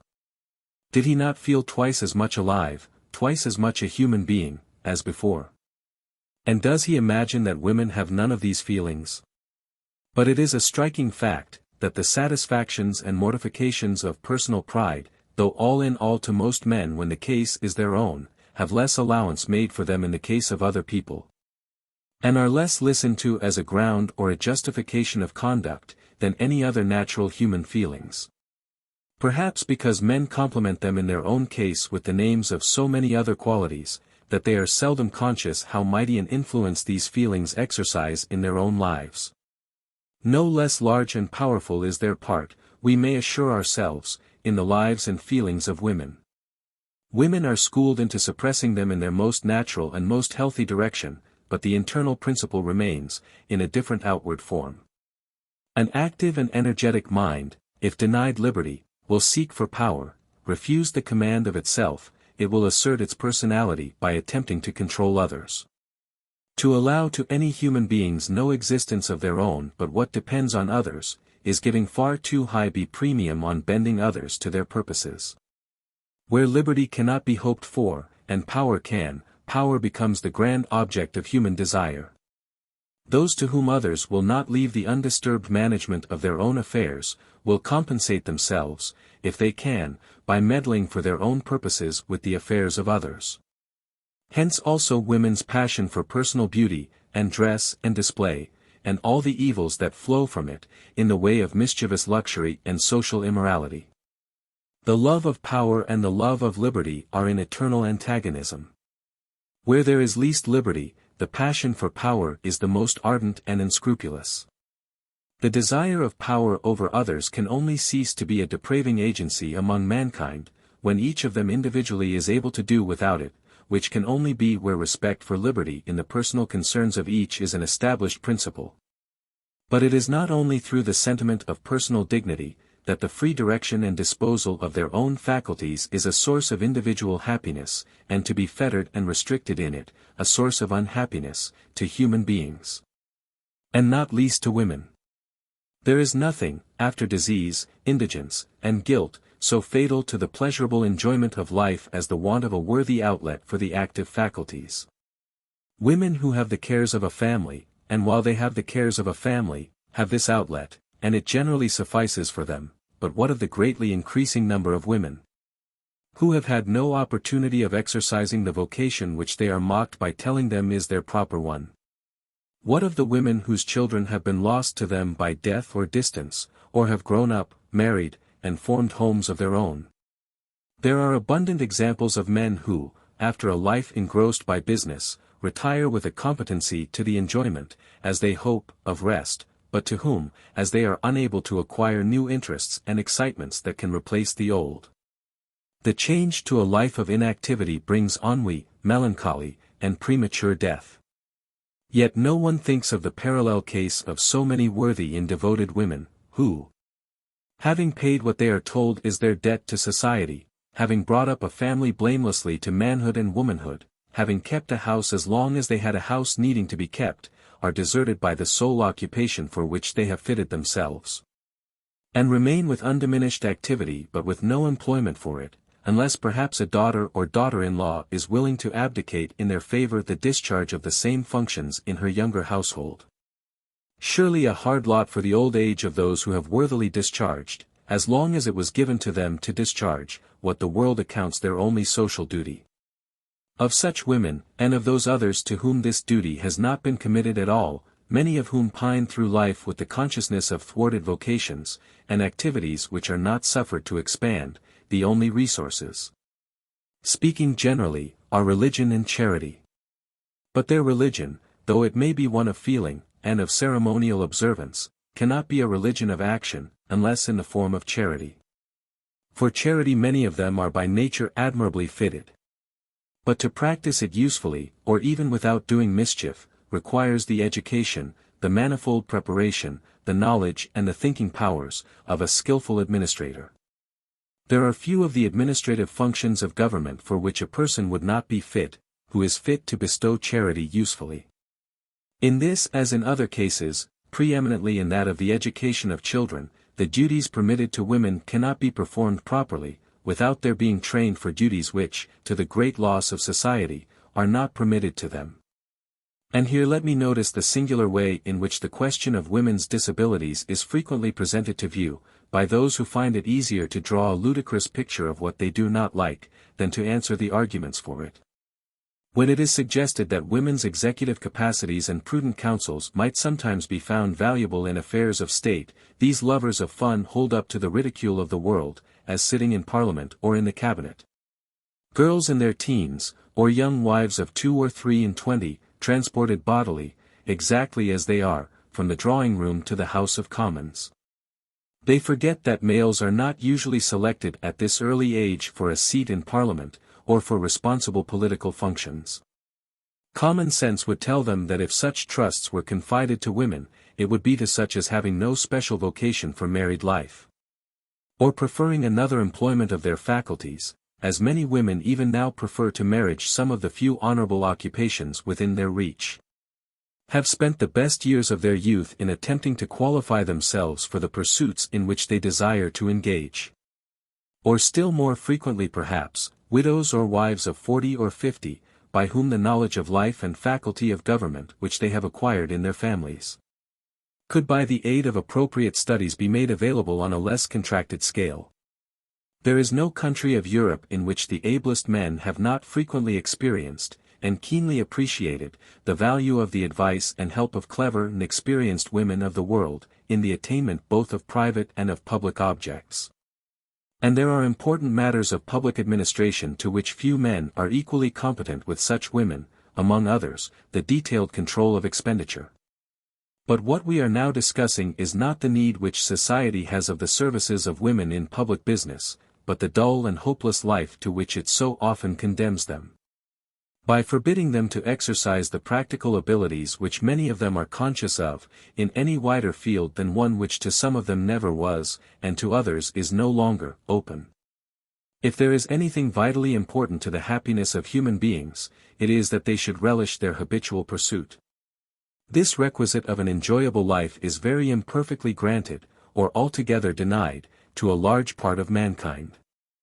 And by its absence many a life is a failure, which is provided, in appearance, with every requisite of success. But if circumstances which society is not yet skillful enough to overcome, render such failures often for the present inevitable, society need not itself inflict them. The injudiciousness of parents, a youth's own inexperience, or the absence of external opportunities for the congenial vocation, and their presence for an uncongenial, condemn numbers of men to pass their lives in doing one thing reluctantly and ill, when there are other things which they could have done well and happily. But on women this sentence is imposed by actual law, and by customs equivalent to law. What, in unenlightened societies, color, race, religion, or in the case of a conquered country, nationality, are to some men, sex is to all women. A peremptory exclusion from almost all honorable occupations, but either such as cannot be fulfilled by others, or such as those others do not think worthy of their acceptance. Sufferings arising from causes of this nature usually meet with so little sympathy, that few persons are aware of the great amount of unhappiness even now produced by the feeling of a wasted life. The case will be even more frequent, as increased cultivation creates a greater and greater disproportion between the ideas and faculties of women, and the scope which society allows to their activity. When we consider the positive evil caused to the disqualified half of the human race by their disqualification, first in the loss of the most inspiriting and elevating kind of personal enjoyment, and next in the weariness, disappointment, and profound dissatisfaction with life, which are so often the substitute for it, one feels that among all the lessons which men require for carrying on the struggle against the inevitable imperfections of their lot on earth, there is no lesson which they more need, than not to add to the evils which nature inflicts by their jealous and prejudiced restrictions on one another. Their vain fears only substitute other and worse evils for those which they are idly apprehensive of, while every restraint on the freedom of conduct of any of their human fellow creatures, otherwise than by making them responsible for any evil actually caused by it, dries up pro tanto the principal fountain of human happiness, and leaves the species less rich, to an inappreciable degree, in all that makes life valuable to the individual human being. The end.